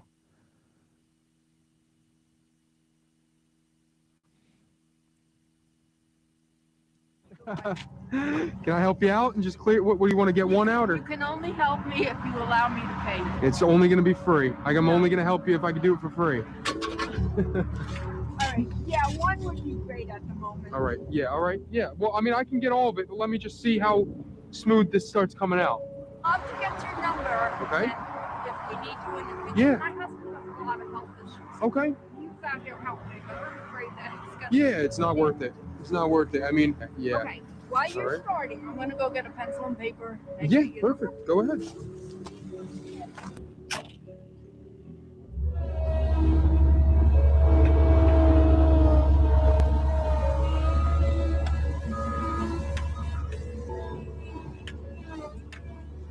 Look at this. Can I pick it all up, please? Look at this. That's fucking awesome. Good old skid steer. I'm about to go rent me one pretty soon, I think. Do some work. It's really sad to see people stuck. It really is. Like, there was nothing she was going to be able to do.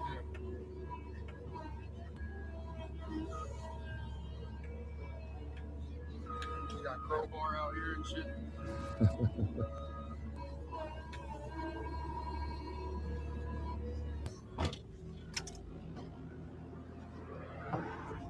What's that? Are you sure? I'll help you out a little bit. Just in front of the car. I can get that. Okay. Much better than that. What's your phone number? Your name is Brian? Brandon. Brandon. Yep. I'm trying to. Please, Brian, please take this. Are you sure? Yes. I appreciate totally it. appreciate it. It's fine. I appreciate it. Thank you. Wonderful. Thank you. And I'm going to clear this out. Nope, I'm not going to let you do it. Brandon.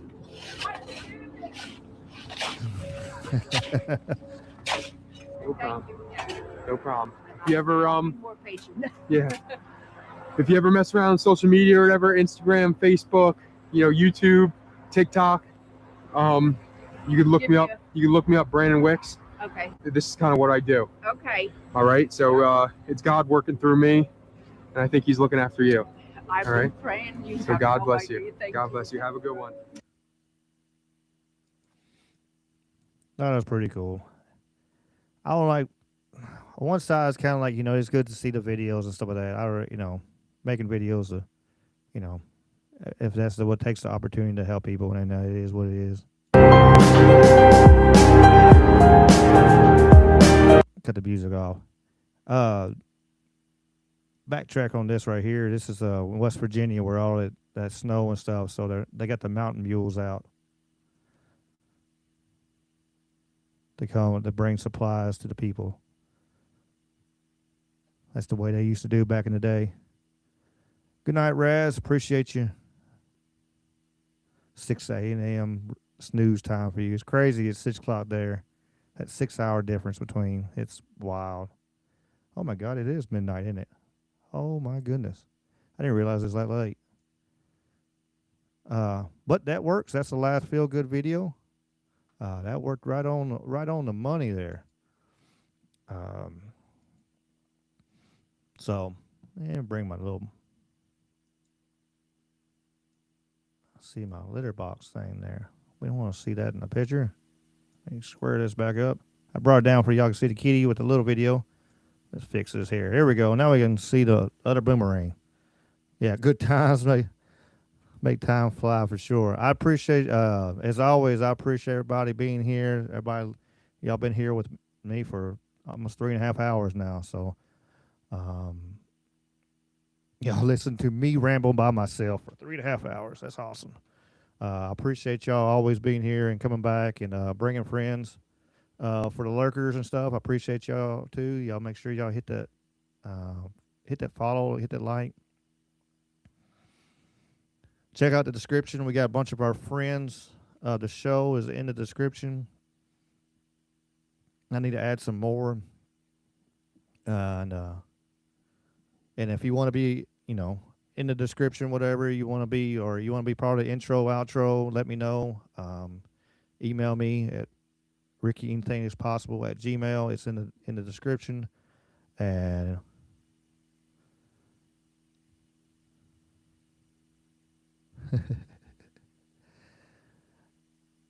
yeah, I'm still, I still haven't, Duffy, I still have not got any mail in like almost 2 weeks now. So still waiting on the mask, still waiting on a lot of stuff. So it's crazy. So, but as always, like I said, I appreciate y'all. Make sure y'all come back Sunday. I know we'll have me and James will be here Sunday for Beyond the Possible. Might have a special guest. We're working on something. Yeah, mail is slow all over with this weather and stuff.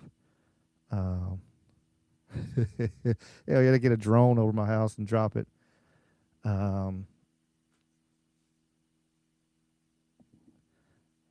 Yeah, they're gonna for sure. My brain just went blue. But for sure, y'all come back and check out Sunday. We're gonna have some fun. I don't know. We might go 2 hours if Trouble Minds plays. If not, we might go. Who knows? We'll go on and on. Check out Knights of the Storm Sunday with Miss Karen Carpenter and Jason and Ashley. Check them out. Saturday, 1 o'clock Central Time. They have a great show. I'm sure they're going to have a great guest, or it's just the three of them. Either way, it's going to be amazing. Like I said, check out those links. Check out those other channels. We are here to build everybody up. We want everybody to grow, and it's going to be. I'm enjoying this journey. I really am. I appreciate the community. It's been awesome. But as always, I appreciate y'all, and y'all keep on keeping on. And in the peace and chicken grease, we're gonna hit this outro, and we're gonna call it a night. Got Sweets dropping links, much appreciated, and we'll see y'all in the next one.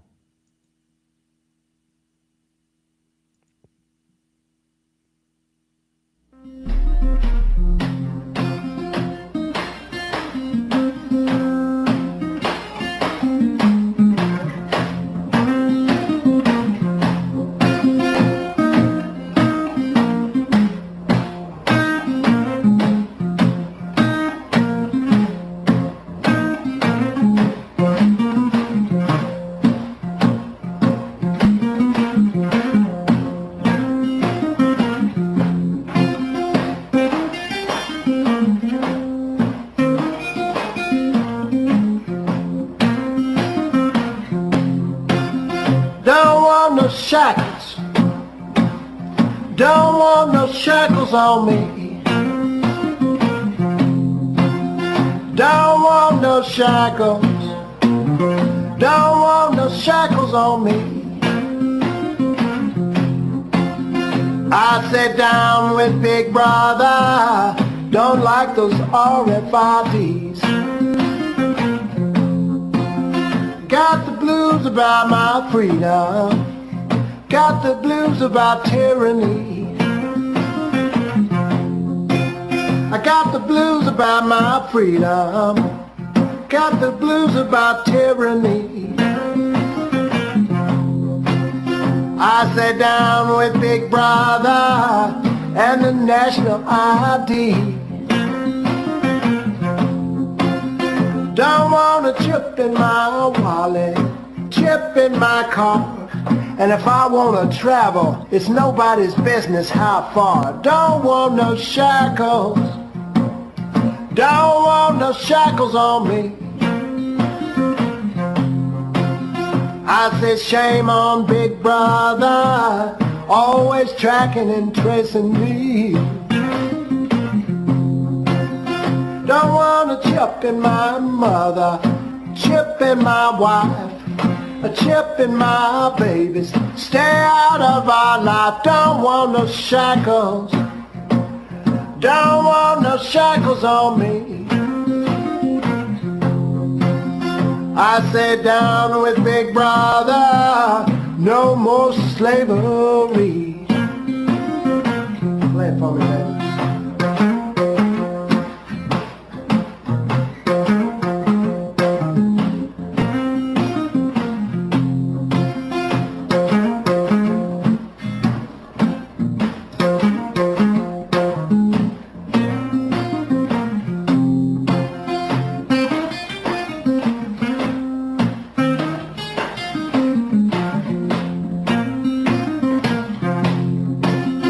Now, do you want a chip in your forehead, a chip in your arm, always tweaking your brain and causing you harm? Don't want no shackles. Don't want no shackles on me. I sat down with Big brother in the good old USA. I said down with big brother, down with big brother, down with big brother, down with big brother, down with big brother. Don't want to spy chipping me. Everybody, I said down with big brother, down with big brother, down with big brother, down with big brother, down with big brother. It's all about liberty.